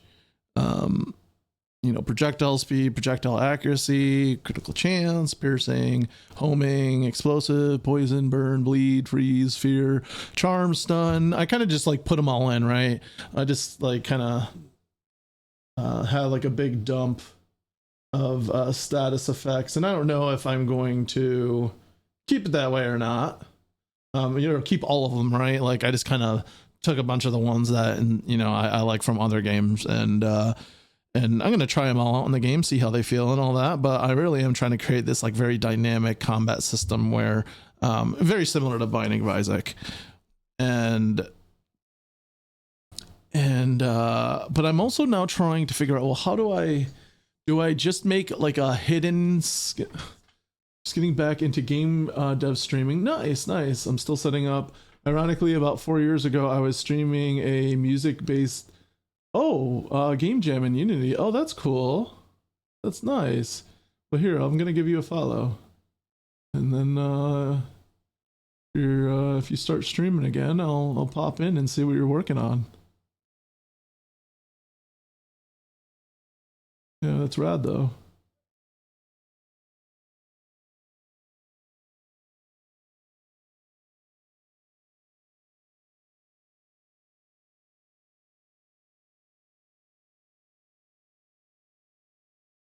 Yeah, I remember you popped in the other day.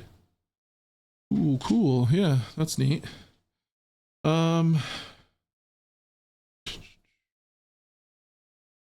So I'm trying to think. This is like kind of like a deep design decision I'm thinking of making right here. But it's like I have this system already where upgrades could be made on my weapons and rather my abilities as a whole. And it really would just fit into the system if I made some of these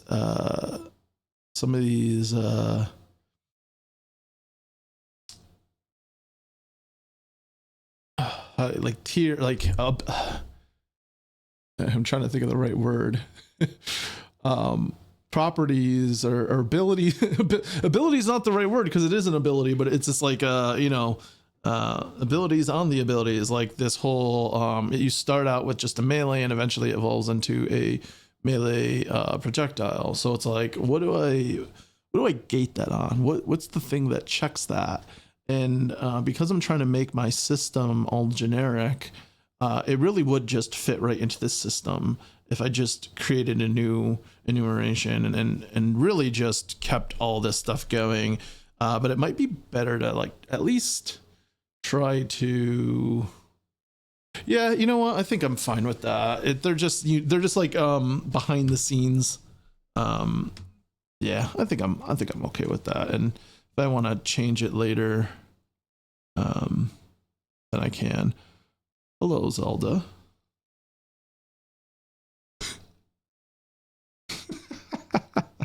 Also, I forgot to turn the screen back, but now she's just standing there. The Zelda cam is on. I really do gotta actually hold on. I'm gonna make that right now. Let's see. We got the, what is this one called? It's called the Just Me.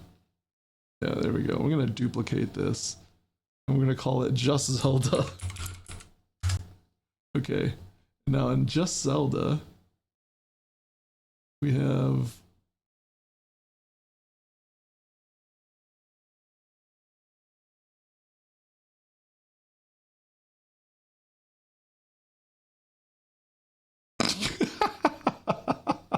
there we go. The other cat's name is Zoe, and Zoe is Zelda's daughter. So when I met Zelda, really when I found Zelda on the side of the road, abandoned and starving, I didn't realize she was pregnant, and I took her home, and much to my surprise, 9 weeks later, out comes a bunch more. And I got a coworker who took the other two, and I kept one of them. So she was my first cat, so I was a little overwhelmed by the 4 cats all of a sudden. But yeah, so it's Zelda and Zoe. Zelda after the video game, just because I'm a nerd, and Zoe because it sounded good with Zelda. A cat distribution system. Yep. They just kind of wander off the street or out of the trash or something. I don't know. They come from somewhere. Oh, there's Zoe in the doorway. She kind of keeps her distance. Do you see how Zelda just popped up when she heard me say the word Zoe? And I stopped petting her. Wait, hold on. I gotta.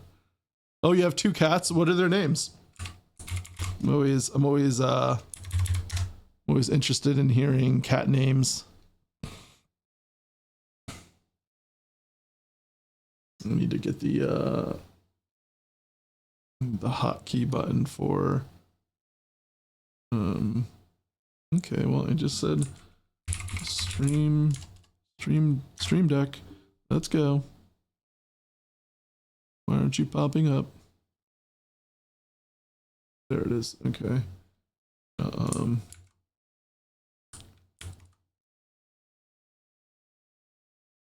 And this one is the Just Zelda. There it is.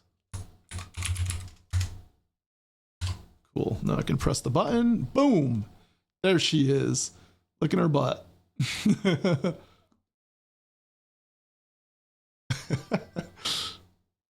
Hey, El Chapo, what's up? I just created the Zelda cam.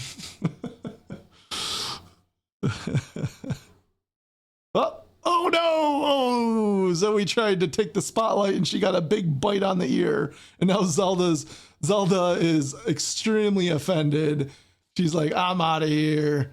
And then Zoe's just like, well, I wanted my mom, so and then now we got nobody. Okay, all right. Well, they can go off and distract each other. Yep. Yeah, I work from home, my day job as well, so I'm just here all hours of the day, every day, and they just do that all day, all the time. It's fun.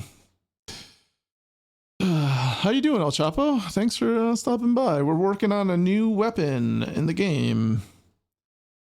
The commentator, Cosmo. Yeah.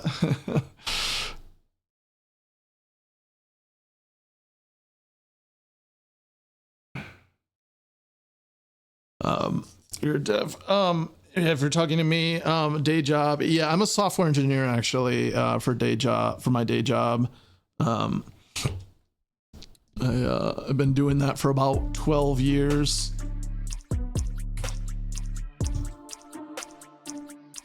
And yep, no complaints really, but I do aspire to just do this full time eventually.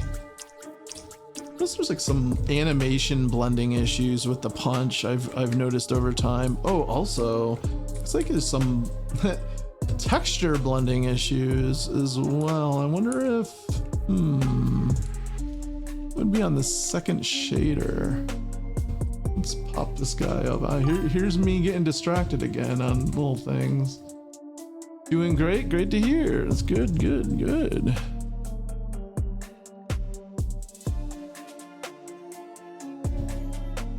You want to do this full time? Oh yeah. I mean, because that's the thing. I do it full time, and then I do a day job full time. I work all the time. I definitely put in full-time hours on both. It's pretty much all I've been up to for the past 4 years. But I enjoy it, so it's okay. All right, let's see. Oh, interesting. Oh, it's because it's the unlit layer. There it is. If I write to depth, it kind of fixes it. Is there another?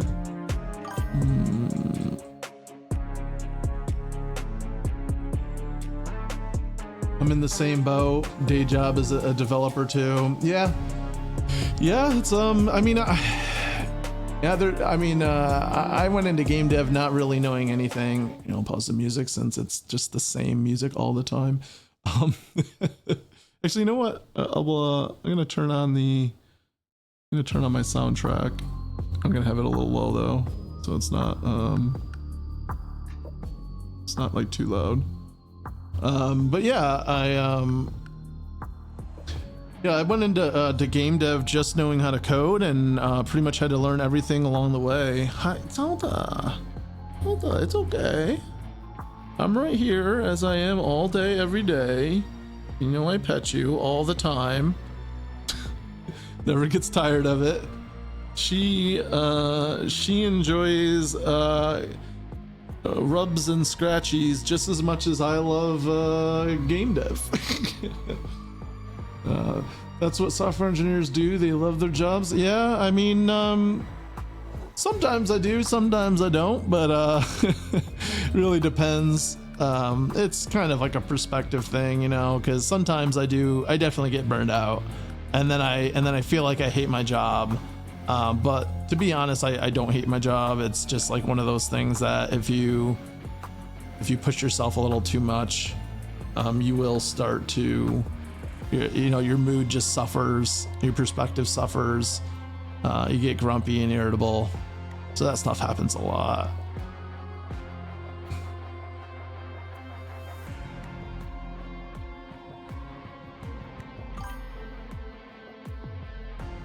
The debugging is where the frustration begins. You know what?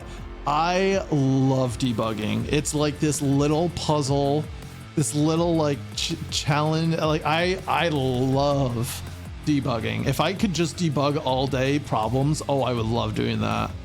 But I think more people share your opinion on that though. I know I'm weird when it comes to that.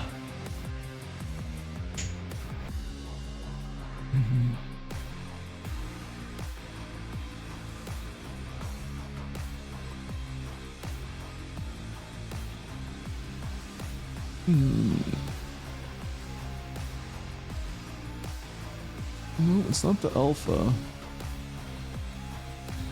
Yeah, oh well. I'm not sure what the problem is here. Sit in a chair all day just to solve one little bug. Yeah, okay, like yeah, the real bad ones, they can be soul crushing for sure. I don't know. I like I said, it's just like this little problem, and you have to like think outside the box a little bit, and you can approach it from different places, and you kind of corner it, right? Like I don't know, I like it. Yeah, I'm beyond burnt out, been doing it for 20 years. I don't care for the industry, but I love game dev. Yeah, yeah, I mean, it also depends on what kind of environment you're in on a day job. I work for a a pretty. If I said the company name, you would instantly know it. I don't publicly announce where I work just because I'm supposed to, since I still work there, I have to keep those two things separate. And they don't want, like, you know, the stuff that I do in this aspect of my life to cross over in any way, in like a public image way. So I don't normally like say where I work, but if I said the name, you would know exactly what it is. And it's like kind of like a larger corporation where it's like everything is very by the book, lots of standards, lots of everything, you know. But yeah, it's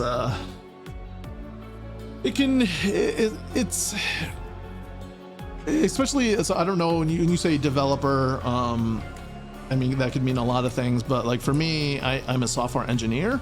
And so when you get into like the engineer side of software, you tend to do a lot of other things like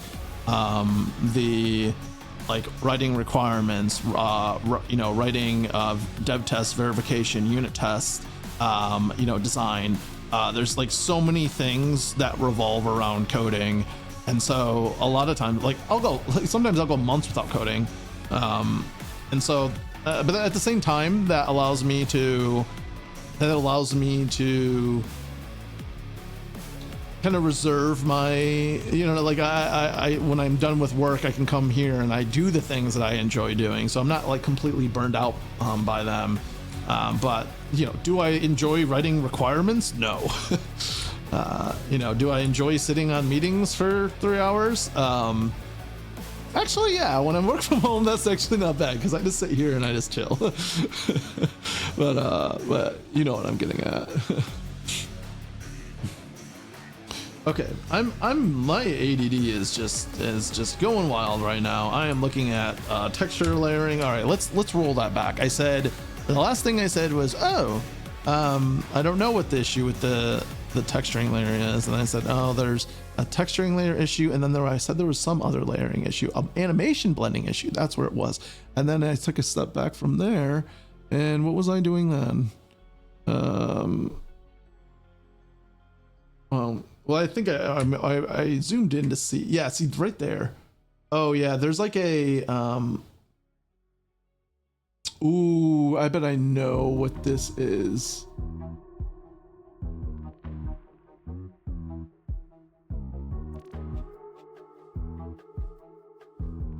It's like there's a angle thing. When I change directions, he keeps the original angle. Yeah. I bet.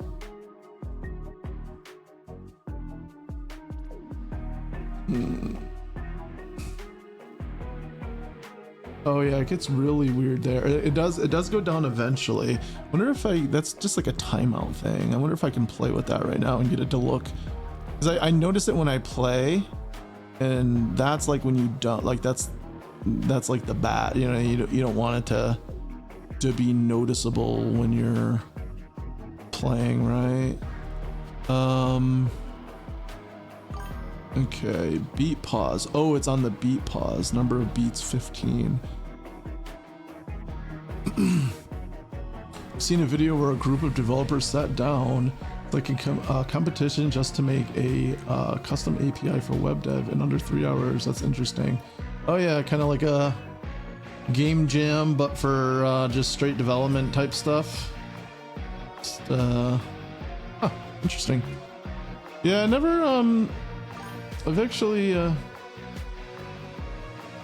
saw that one too. That was fun.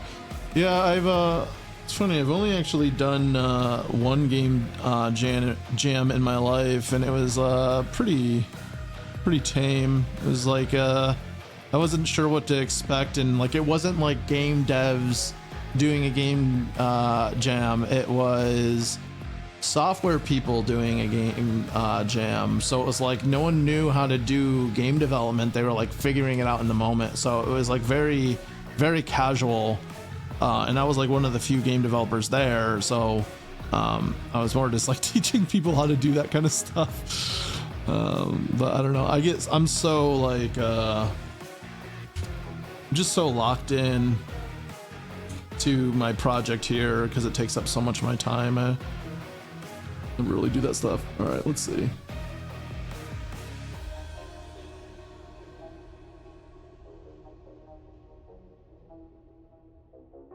Oh, I actually think I did fix that. Because here's the thing, I don't need to aim the arm for more than like, oh, okay. Oh, this is, I'm actually glad I tested this because I can really narrow this in. So the problem is I have this function that aims an arm when it's attacking, and then it stays out like that until a period of time, and then it goes back in. But the thing is when he punches, it really only, it's like such a quick thing. And I had that, I copied that over from the laser attack where it's constantly out firing, right? So it always needs, there's no like quick motion. So I'm realizing now I don't need the, oh, okay. And you can even see now where it's like, I have it so small that it immediately goes away almost before the attacks even lands. So it ends up like aims for a second, but then goes back. So there was a sweet spot there a moment ago. I'm gonna put that back. But it was way too long before, and that was what was causing the discrepancy between the direction. So if I punched and then I moved like this, I'm wondering if I should lock direction. Because if I change directions too fast, it's like it spawns the visual effect in the one direction, but it still punches in the other direction. And that's a feature that I do intentionally, but I should yeah, I should do that. And in fact, I have that already in place. I just need to drag it, enable it, so I can test it right now. Where I lock the orientation and I unlock it right after. There we go, right there. And now, and it would be only that small period of time that I was just mentioning. So orientation locked, orientation unlocked after the wait. Okay, there we go. See, now if I,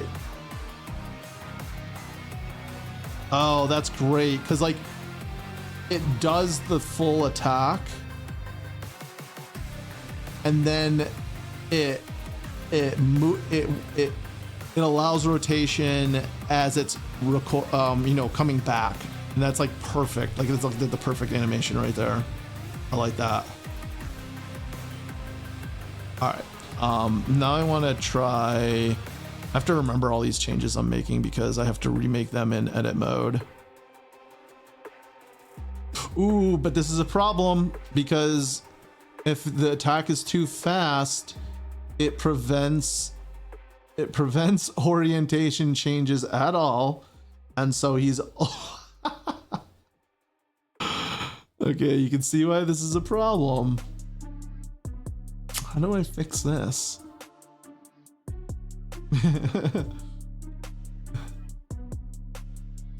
How do I fix this?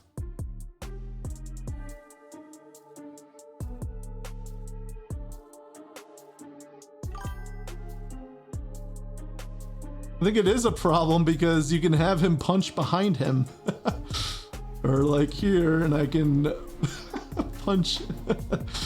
No, it definitely looked better before when he was able to turn while punching, but it gets to a point where that small period of time is always going on.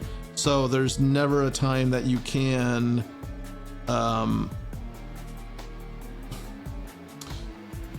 so I think, okay, what I could do is add a new feature that forces orientation on a new attack. And so therefore the hold on the previous attack's orientation is no longer considered. And that's okay because that pause was only to help with animation blending, and that's not a problem anyways anymore because of what I did before, just now with lowering the time between it. It still looked fine, but yeah, what was the problem again? Why did I do this? It was like a two-step thing, because one thing didn't like, before his like arm was sticking out, it wasn't doing that after the first thing I changed. And oh, the reason I did it the next step is because the visual effect was like sticking on the other direction, and he was doing the full animation in the other one. So I think honestly in that case I think it would be fine. So okay, so first I want to make sure that I make these changes. So I'm gonna cut this.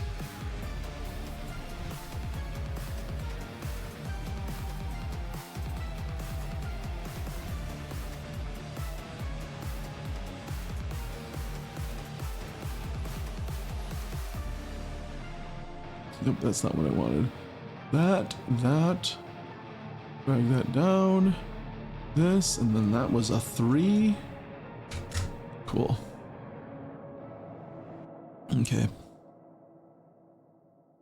So, we want a force orientation.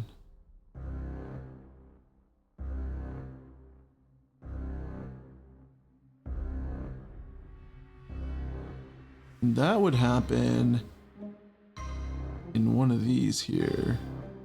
Or no, that would happen here. Orientation locked. Oh wait. Demi blood. Oh, I just opened the wrong. This one.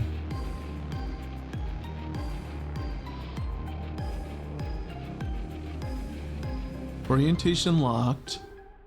Or specific hard lock for I have a few options here. Lock facing direction, which is what we're doing. Force specific direction. No, but forcing specific direction. Oh, you know what? Oh, you know what? Maybe I call unlock first.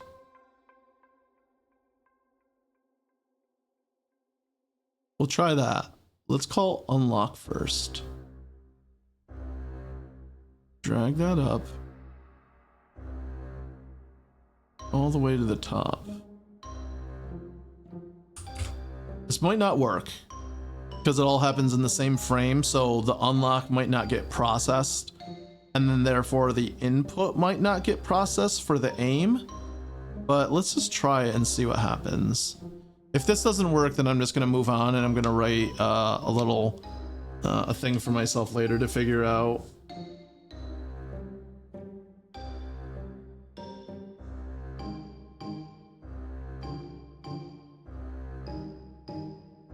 Okay, and now it only works. Oh, let's.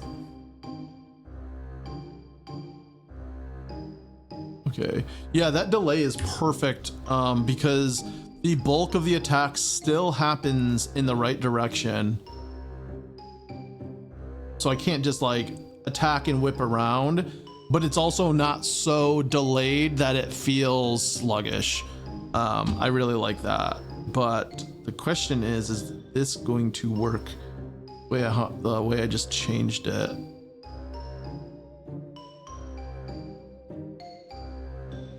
All right, let's cross the fingers. It's not going to work, but oh, it worked. Oh, and it's perfect. Yeah, and this is what I was getting at, where it's like before, when it was like leaving a visual effect behind, the particle system behind, and I would change it and do the full animation in the other direction. It looked bad, right? But when you're constantly going and then you're switching directions, then it's okay. So it's okay to interrupt the unlock when you're just hammering on, or rather it would basically be, oh, that's what it is. Yeah, you can't even notice it. All right, I'm very happy with that. Oh no, he just did something. How did that happen? Just as oh, he's doing it again now. What the? No, I think it's, I thought, yeah, what it, there was like one very specific. Yeah, I think it's just how the blending works. It's okay. I'm not gonna worry about it. There was like one where he like went like this. He like dabbed a little bit. No dabbing allowed. Oh, right. See right there. He just did it. How did that? Oh, wait a second.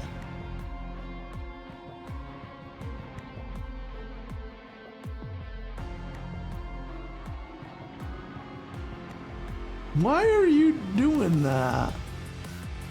Oh, you know what's happening?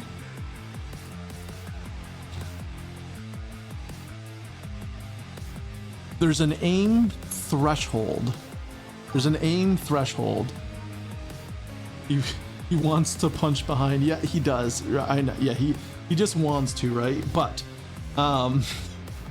there's an aim threshold that the orientation, the facing orientation is using, that the attack is not using. The aim is not using, more importantly. So when one thing is looking at that threshold, that's saying only face in the direction if the aim is over 10% magnitude in that direction, then face that direction, right? But then the attack indiscriminately says wherever the mouse is, that's the direction we're punching, right? And that's the that's the direction. So that's what's happening. We're within this threshold window where I'm able to, and that's where it is. It's right around his belly button right here. And if I go a little too far, yeah, it's like there's like a magnitude happening on the mouse here. I don't think I'm gonna try to. I don't think I'm gonna try to solve that tonight. But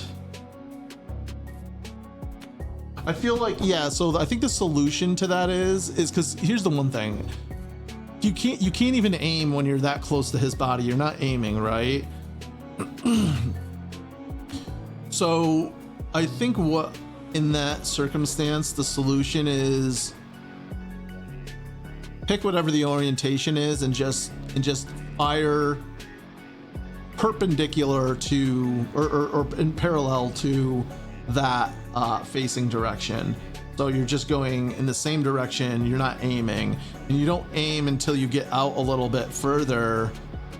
I don't know, because it's like, I feel like right there, like you want to be able to hit the things that are near the enemies, right?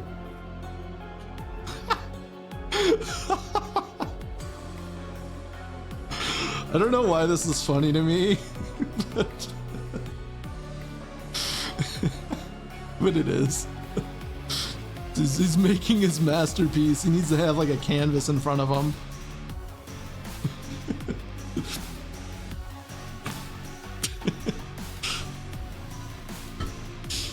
He wants to punch everywhere. Maybe try a dead zone. Well, that's what it is. That's what I'm saying is happening.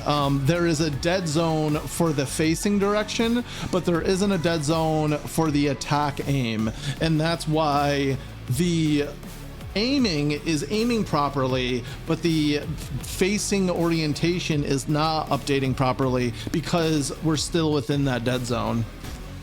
Isn't that right, Zelda? And so yeah, it's basically we want to make it all respect that dead zone.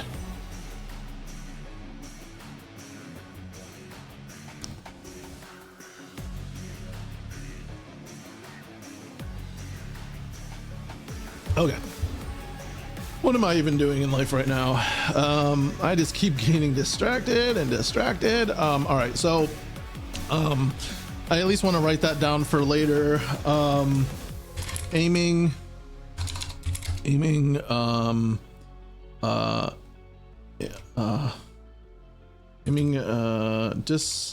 disregards, no, attacking disregards aiming, dead zone, and orientation. Doesn't. Allowing punching in the wrong orientation direction. Okay.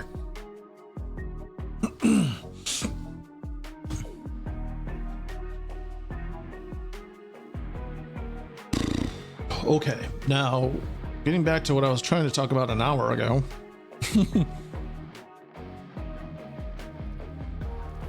Having this weapon be dynamic in its abilities. allowing it to fire a projectile if it doesn't make contact with something. That's going to be a little challenging to do because it's not like a built-in feature, right? Because it's like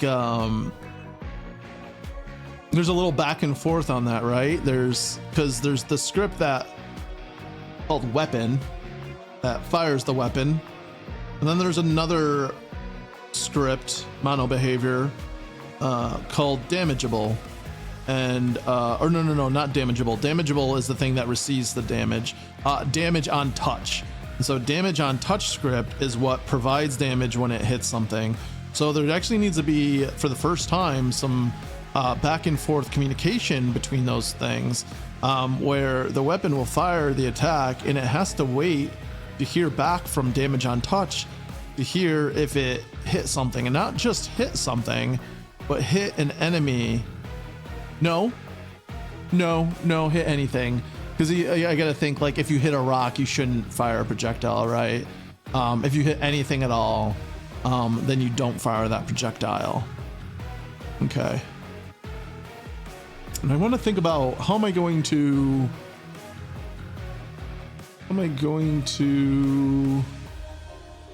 make it so. I'm gonna make it so that it knows the tier of weapon that it is, right? And I was saying I'm probably just gonna hook into the system I already have in place and just kind of create a special enum for that, and so that can bake right into the upgrade system. It'll just be like any other thing that we unlock, and when we unlock it, it just goes positive from 0 to 1, and so that's where we need still some sort of script that's going to recognize that difference, though. And this might mean then for the first time in the game we have a non-generic weapon script. Like I said before, I'm using this script called weapon, and that just kind of handles everything that I need, because it's very generic. Can kind of adapt to what the needs are. So it handles the damage on touch, which is melee, and if you want to assign it a projectile, it does that too. In fact, everything is done in these things called feedbacks, which is like a More Mountains asset. Basically, it's very similar to Unity's timeline, but it's like a list of events, and I don't know, I prefer using them. I never really learned how to use Unity timeline, and from what I understand, it's more for like scripting events and cinematics and stuff like that, where this is like a series of things happen in gameplay. So like I use this for everything in combat. Like every attack is a feedback where I'm just have a list of things going through, like and that was the thing that I was playing with before, where it's like, okay, lock the orientation, play the animation, play the sound effect, play the visual effect, wait a moment, unlock the orientation, set the weapon back to idle. So it's very, very open to do whatever I want, but now I need this specialized, like yeah, I guess what I'm getting at is, Zelda, your nails hurt. You got claws. You got claws. All day they hurt. I guess what I'm trying to get at is, this is the first time that I think a feedback player needs to have conditional logic. Yeah. And that conditional logic is specific to this weapon, and that conditional logic is dependent on, oh, you know what? No, I don't need a specific script because I'm going to use this stat system. So what I really just need is a specific check in the feedback that says, check this enum in the stat system, in the property, the trait, I call them the traits.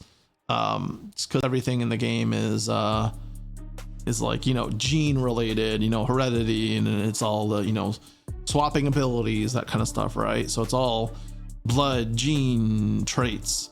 So these things are all called traits, these little things that make up the genes, and the gene makes up the ability. And so what we have here is a check for trait. We say, do we have the trait that fires a projectile? If yes, do it. Ooh, but no, hold up. It's a little more than that. It's also that check that's, did we make contact? Now that's a little bit more complicated.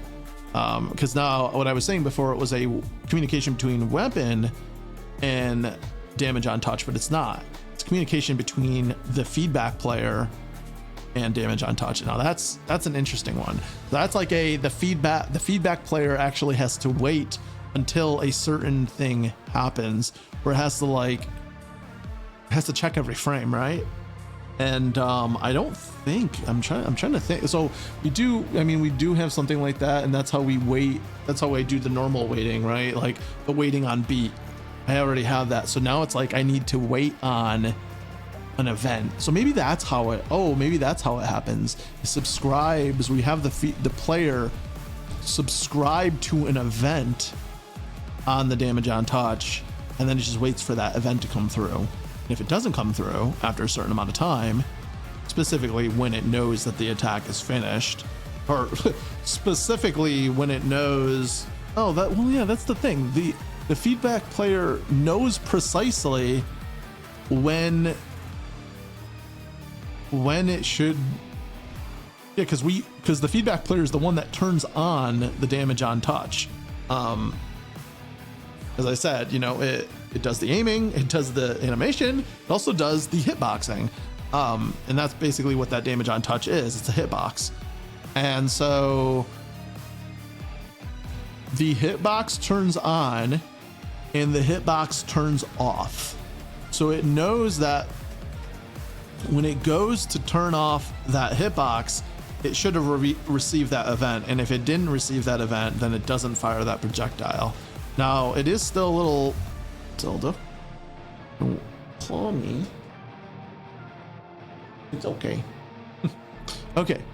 So I am kind of piecing it all together in my mind now. And this is why I love those feedback players, because it's like, they're just so adaptable. I just write a new script for an item in that list, you know?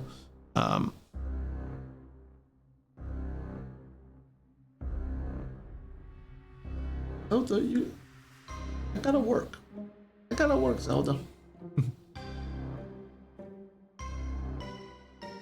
All right.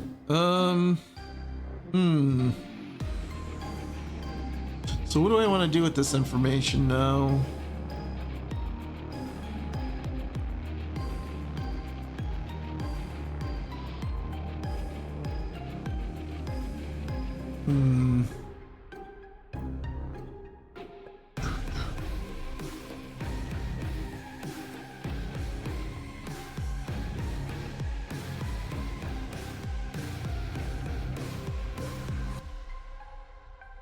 It's actually not as bad as I thought now that I think about it. You know, I'm thinking through it. And as I said, this doesn't have to do with, I don't need to make any hard-coded I don't need to make any children of weapon. I don't need to make a class specifically for this weapon. It's just all baked into its feedback series of events.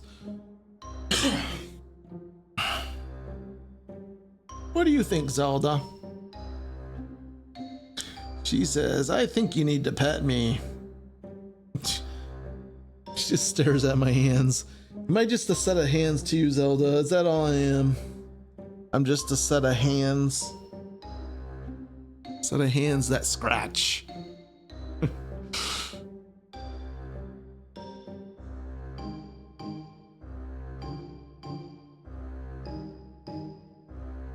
Okay, so what is this? All right, so actually I'm going to start writing these things down.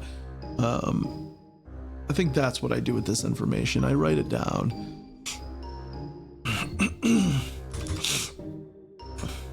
So we need to do. I'm gonna make that a header. Let's see. We make a list. Ooh, is there a check task list? Yeah, that's what we want. All right, so what was I saying? Okay, we need to create. Actually, this is a to-do for. No, this is the to-do for the whole. Okay. Create projectile trait and configure. Zelda, I pet you all day, every day. You get more pets a day than most cats in this world. So spoiled. So entitled.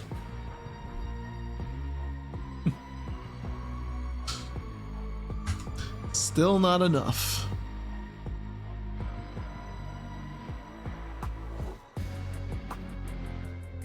Okay, create the projectile tray and configure. Configure it. Then create, because here's the thing. This conditional isn't necessarily a feedback on its own. It's like it's a condition to play a type of feedback. And at the moment, feedback players don't branch. However, I could make it so that I do have one generic, so feedback player plays feedbacks. So every item is a feedback. I create a new feedback that plays another feedback based on a condition. And that covers all of my bases.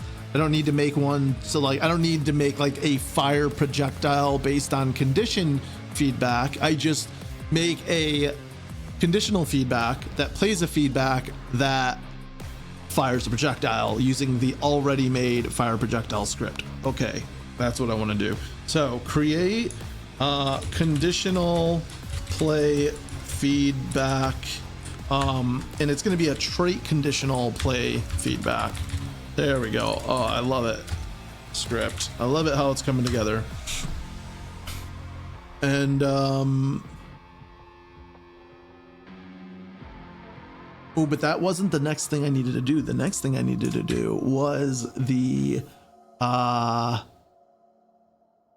it's like a feedback to, oh, actually, maybe I'm just completely overthinking this. I think I am, because now that I think about it, the feedback doesn't need to be. Yeah, I feel like the feedback player doesn't need to be involved at all now that I'm thinking about it. I am overthinking this. This could be. Oh.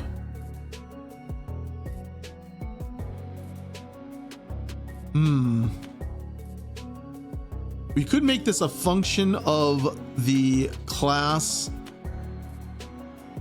damage on touch, where damage on touch doesn't need to communicate.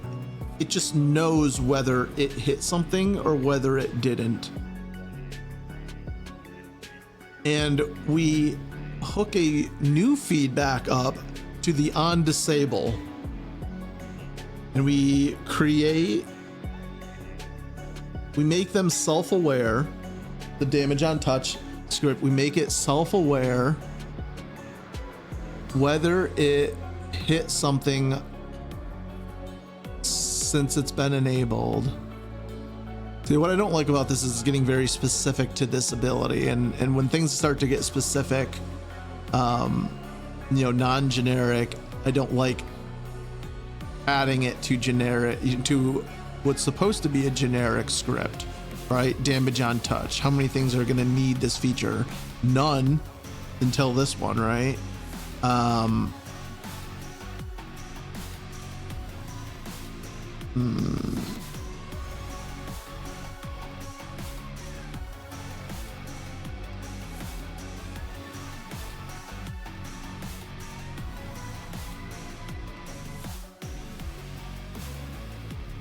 And it's such a weird condition too, because it's a trigger on no hit, right? But you know what? Now I think about it, I think that's fair. Having a hitbox that when it turns on and it turns off, it's aware of whether it made contact with something. Yeah. Okay, you know what? I like this. I do like this. I've talked myself into it. So interestingly enough, I do think we still need eventually this trait conditional play feedback, because that is just a solid generic script that is going to come up at some point, right? I like that animation on that checkbox. I never just started using this tool, so but what we need for this is truly a track number of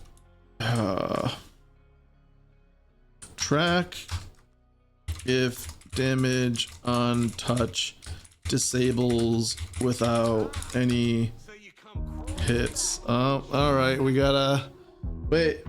Yami, we got the we got the Just Zelda cam. So we can really get in on. Look at that smile. Yeah, let's go. Oh yeah, she's Zelda. You gotta face the camera. They gotta see you enjoying the pets. She's been begging me to pet her all night, and right now she doesn't even care. She just wants to lick her butt right now. Zelda.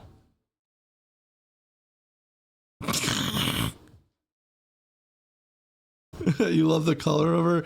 Yeah, she's got a lot of different colors. That's the tortoiseshell breed. Which is, yeah, it's funny. They are a little less common. I don't really know any other tortoiseshell cats. Oh no. There we go. Oh, she's a good one. This is a good cat. Slaps the roof of cat.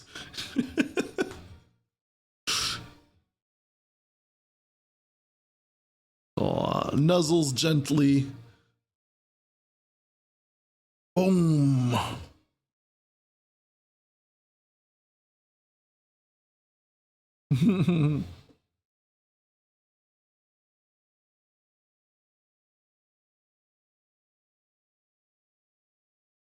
What a little sweetheart. Okay, now you're using claws now. Okay. So where were we? Track if damage on touch disables without any hits. And you know what? Since we're in there doing that, we probably want to track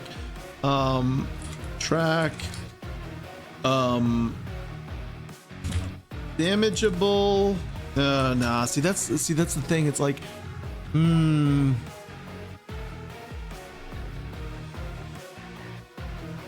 don't want it to trigger off of the ground.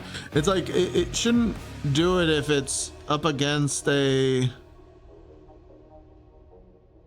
You know what? Yeah, no, track damageable hits and non-damageable hits. Okay. And so once we have that, then we just make a feedback that's just attached to the damage on touch, and that decides whether it fires that other projectile. And that way the weapon doesn't need to be aware of it at all, really. So this is all very good. I like this. It's making it simple. Yeah, okay. Yes, I do like that.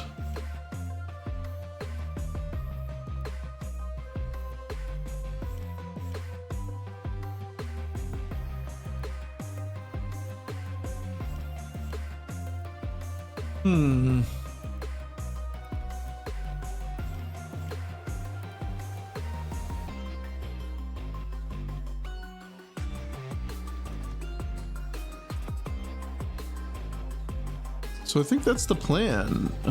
What else did I want to do with this? Oh, that's the other thing. I would like to add a, we need a way to make it so apply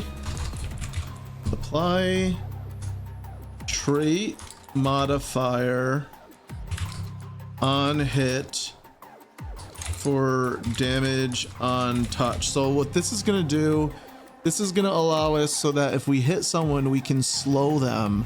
And so movement speed is a trait. It's all under the same system that I've been talking about. And what we're going to do is we're going to add a temporary modifier that adds a negative 10% on it, right? And that just feeds into all the same system of what the traits are. And it's, you know, right there with the same as like an upgrade to a weapon is going to upgrade it. That trait is sitting right next to the one that's like temporary, but it's just, you know, it pops off and the other one doesn't. All right. So yeah, the with the slowing, yeah, because here, let's take a look at this, because I actually didn't flesh this out too well. I think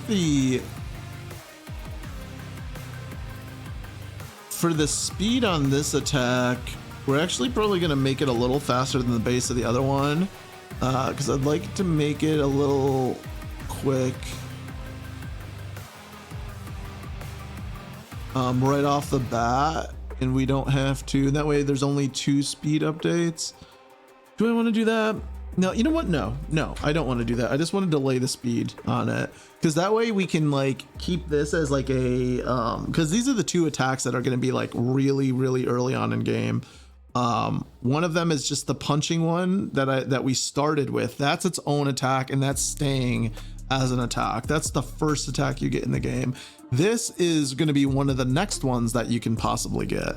And so it would give some variety if you have like one arm be the basic punch, which goes really fast, and the other arm is a little slower, but it has some additional properties to it. So, you know, you can eventually get it to where it slows the enemy, so you can slow them down and kind of yeah, see, that's the thing though. I guess it's I mean slowing is really good for crowd control, right? So it's not where my brain was going was you know, if we're pure melee, then we don't really care about slowing, but we do, because if you have a horde of enemies after you, to be able to like throw a few punches and then slow a bunch of them down, and then just, you know, kind of kite them, you kind of create space between each one that you punch as you're kiting them.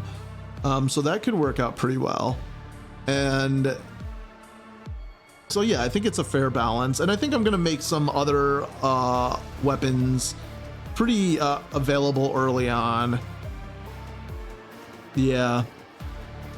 And but yeah, so this one will, and then so you have this other arm that's a little bit slower off the bat, but we have some like different properties for it. So so this first upgrade is not going to be speed, it's going to be attack slow. Oh, we don't have that one yet. So let's add it. Oh wait, no. This one's gonna be. No, I'm sorry. I'm dumb. Actually, we're gonna leave that. It's gonna be movement. Just gonna be movement speed. Yeah. Okay. Yeah. I'm dumb. Yeah. Even though it's coming from an attack, it's not a property of the attack. It's a trait mod that we're applying on the character that belongs to movement. Okay. I'm caught up. Oh, we also, we've been updating the wrong class here. Or not class, page.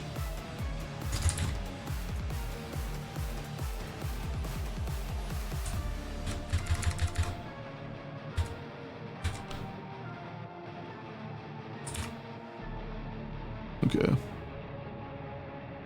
I'm gonna turn off the music. So, all right, back to here. All right, we're clearing this out. And what we're gonna do is we're going to add movement. Oh, actually, I haven't added the movement one either. Okay, well, never mind. Move speed. There we go. And so we're gonna have move speed, and we're gonna say multiply by 0.9. 10% hit.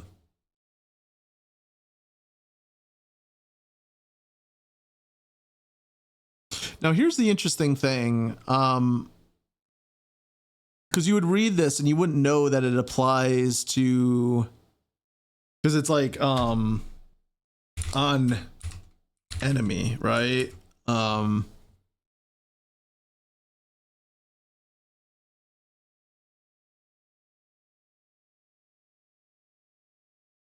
do I make that clear to the player? I mean, I guess I'll need to have like descriptions for all of these anyways, that they can't be like automatically generated very easily, because you don't know whether it's being applied or to yourself, to the weapon that you're upgrading, or if it's being applied to the damage that's, yeah. Okay. So next it would be attack and range. So here's the thing, we don't really need range for this attack.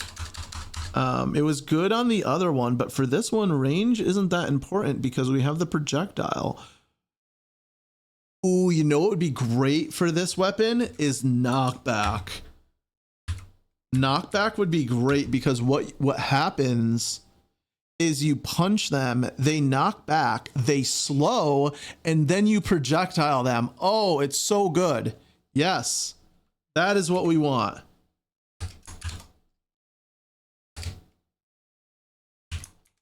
Okay.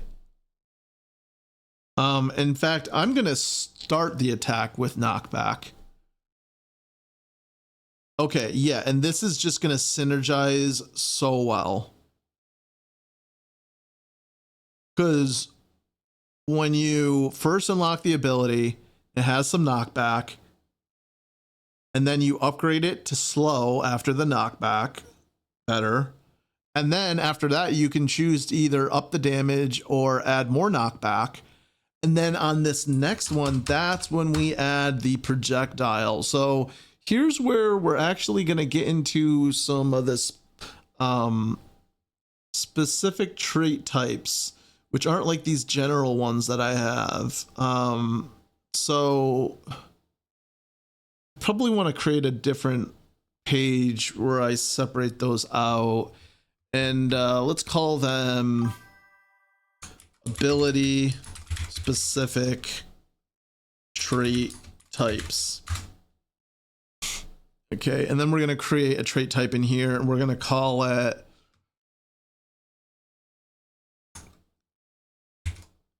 demi clug ATK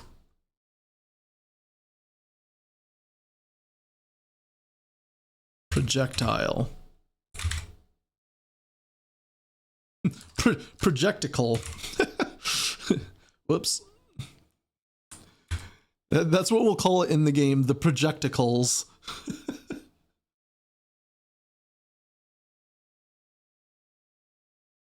I like how this is all coming together though. Boom. And that's when we unlock the projectile skill.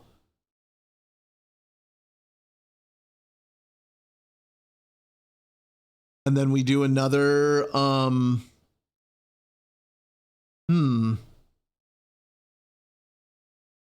you know what? Actually, range, we don't have a melee range, but we'll add in a projectile range. Yes.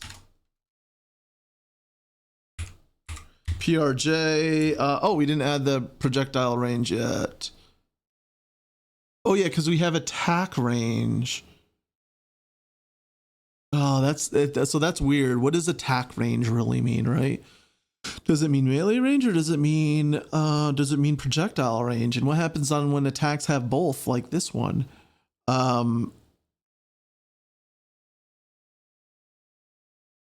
Because it's almost like we shouldn't have a range, or range affects all of them and it's like this global multiplier that maybe we'll almost never use, but maybe sometimes.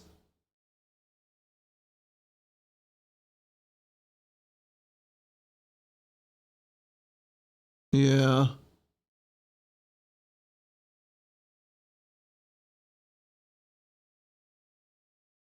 Melee rate.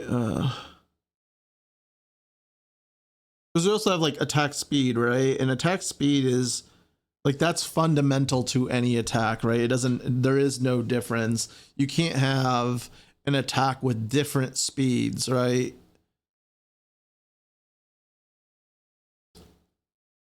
And you can't have an attack with different damages though. And that's another thing that I just realized. We have the melee damage and we have the projectile damage. And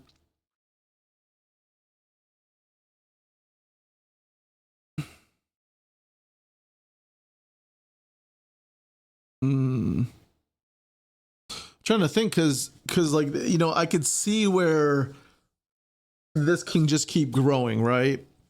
Where you have, you know, let's just keep this, like, for an example, say that this slime that flies off of his arm falls on the ground and splatters, and then there's AoE damage, and hell, maybe we'll even do that. That actually sounds really rad. But we don't want to get too crazy with this one attack because we have tons of attacks, so we don't need to add everything onto one. But or maybe we'll even do so there's like a better version of this character. Maybe that's what his attack will be, right?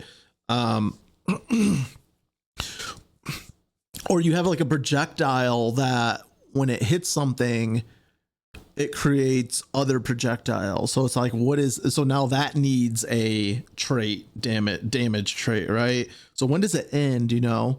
And maybe it just ends there, right? Like maybe that's it. Maybe it's too deep and that's it, right? And then it's like, there is still the overarching attack damage multiplier that applies to everything. It's crazy because it's like, it's so easy to conceptualize and think through game design when it's just like, well, how will something feel? How will it look? But when it comes to the numbers, I feel like so lost. Like what are the algorithms that are like, you know, there's going to be like algorithms driving this kind of stuff, right? Where like progression of enemies and their health and their attacks and your attacks, and like, how do you keep it all balanced? And that's like one of the things about game design that I'm absolutely clueless to right now. And I know that I'm going to just figure it out as I go, as I have everything else. You know, this is the feeling that I had when I began this game about literally everything. But it makes it very hard to design a system which supports the needs for something I don't know that I need yet. You know, like I'm saying, how many deep am I going to go? Do I need a global multiplier? Am I going to use the global multiplier? How does that factor into progression? You know, is it just like this empty mask that goes over everything that you don't really need? Because it's like, you know, a global damage multiplier. Well, that's nice, but is it because everything else around you is getting harder, so you need it? Or yeah, I mean, actually, yeah, that makes sense. Yeah, I mean, all this stuff is I'm just gonna have to figure out as I go. Ugh. Isn't that right, Zelda?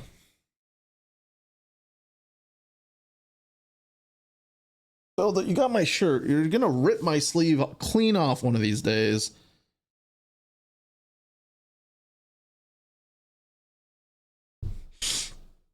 Okay.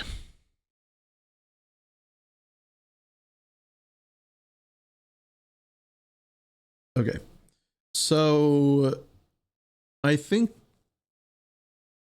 after all that talking, what I've come to realize is that we do want these different subdivisions of traits.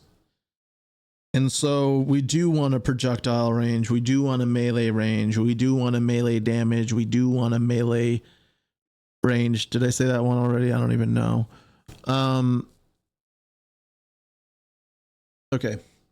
So let's start filling some of this stuff out. Melee, oops. Melee damage.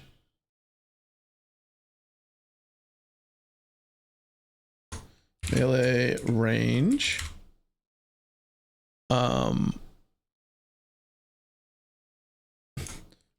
Projectile range. So that was the one we really wanted for this one here. And we're gonna update some of this now. So yeah, I don't know why I have the applicable properties here table. We don't really need this. I'm just gonna delete it because it's really just the upgrades that oh, you know, no, we do need that because that gives the initial value and the caps. We do need that. So, but the thing is it won't be attack range because like now attack range is like this global thing. And so actually in the way that I'm sectioning off ability specific trait types, I wonder now if I need to section off global trait types like attack damage, where attack, unless it refers to every kind of attack or the attack itself, right? Speed. It's not really, the attack speed really doesn't have anything to do with the content of the attack, of what is it doing. It's actually more of a throttle on the input of attack. Like, you know, you can only trigger it so many times, and if you try to trigger it more, it's not going to let you because it has a speed, right? So that's like generic across all types of attacks, so that's fine. In knockback, well, I don't know, now that I think about it, well, it's like knockback. Do we, oh, okay, yeah, no, now I'm doing this thought exercise. It's like, well, knockback, do you want the now that the melee has knockback, that's going to mean that the projectile will automatically have knockback as well because it's from the same weapon, unless we completely disconnect it from the weapon. But I don't think we want to do that because then it won't know its other properties. So I do think, I think we're about to hit a projectile knockback now too. Yeah, you know what? I think the more I talk about all this, it all makes sense because melee, projectile, area of damage, and you know what? Damage. Oh no, No, I was gonna say damage over time, but all of those things can have damage over time effects. I don't know. Damage over time, that's something I'm gonna have to think about because that's another trait, right? That's the I actually have that. It's the like attack burn, attack bleed, attack freeze. Those have timers on them. So it's like I need specific ones on those. But okay, like okay, so let's give okay, now we need to think about this. Attack burn in this attack in this version, right? Does the burn happen with no, let's say the move, the slowing. Okay, no, actually this is applicable to this attack. The movement slowing. Does it only happen with the melee, or does it happen with the melee and the projectile?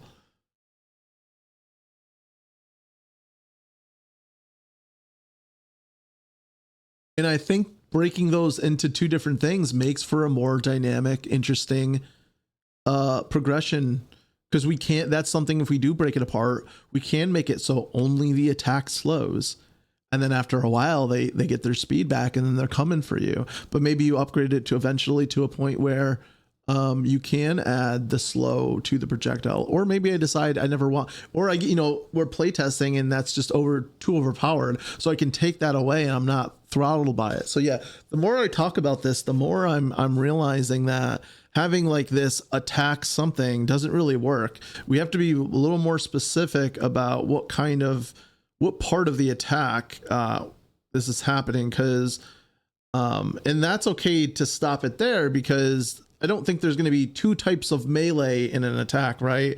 Not in the same way that there's a type of melee and there's a type of projectile. Now maybe there's two different types of projectiles, but I don't really have well, now that I'm saying it out loud, does sound kind of cool. No, I think what it is like I don't think when you fire something, it's going to have two different types of projectiles, right? Unless, there's also like the possibility of like having attacks that have a chance to spawn a special projectile, right? Something that does something a little extra. So using this system, how do we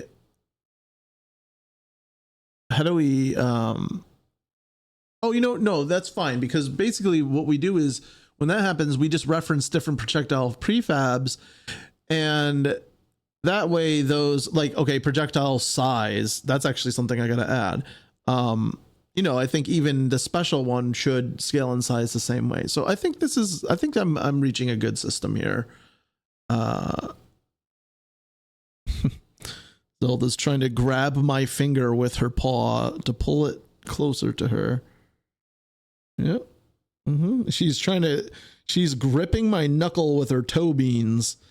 She's like, pull that hand over here and give me a scratchy. Okay. This is all good stuff.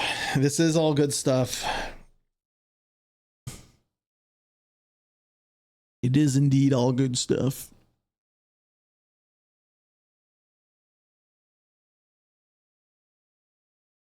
It's also showing me just how much is going into every single one of these attacks, when I'm doing them properly. But it's also exciting because I've been waiting to get to this part of the game for a while now.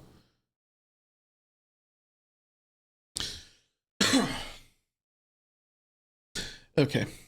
Well, it is 10 o'clock right now, and I probably should go to bed. So I'm gonna be heading out, but thank you all for hanging out with me. Everyone who was chatting and everything. Jep, El Chapo, Genesis, if you're still there, thank you very much for hanging out. Yami, if you probably got me on mute, but if any of y'all or any of the lurkers out there, I appreciate it. Another fun stream. I love it when you guys come in and chat, and just makes for a more fun stream for everyone, so I appreciate it. I've been doing pretty well sticking to the Tuesday Thursday. Even today I was really not wanting to stream today. I was very tired, very sleepy, and stream woke me up, and it was cool chatting with y'all. I'm glad I did it. Yeah, thanks everybody. That means I will be back on Thursday because I'm really trying to hold to this. I mentioned last week that I might introduce a third day of the week, and on this third day I might do a let's play, like a game dev let's play. So as I play a video game, I kind of comment on it from the perspective of a game developer. And that's not just for the sake of entertainment, but also for myself. Because now that I'm starting to do all this level progression stuff, all this, different kind of stuff here, with like making the game real, I feel like I do need this inspiration now. All that stuff I was just talking about for the last hour, how do other games do it, right? And it's funny because you can spend your whole life playing video games without really taking, really without focusing on that stuff and really comprehending it and retaining it, so I feel like it's different to go into a game with like the game dev perspective of, normally when you go into a game, you want to escape, you want to turn your brain off, you just want to like get into it, and you don't want to see how the machine works, you know what I mean? So it is absolutely a different thing, different perspective going into a game and saying, I want to learn from this. I want to figure out how it's working and how, I want to figure out the magic. Which so that's what I'll really be doing on those let's play streams. And I think that could be kind of fun. And I also just kind of need breaks throughout the week, right? I need to be able to put down the keyboard. I was gonna say put down the keyboard, but I'm still gonna be using the keyboard, so something to let me let loose a little bit and not just work the whole time. Isn't that right, Zelda? She's like, I know what you can do. I know what you can do to stop when you stop working. You can pet me all day long. She's so adorable. Okay.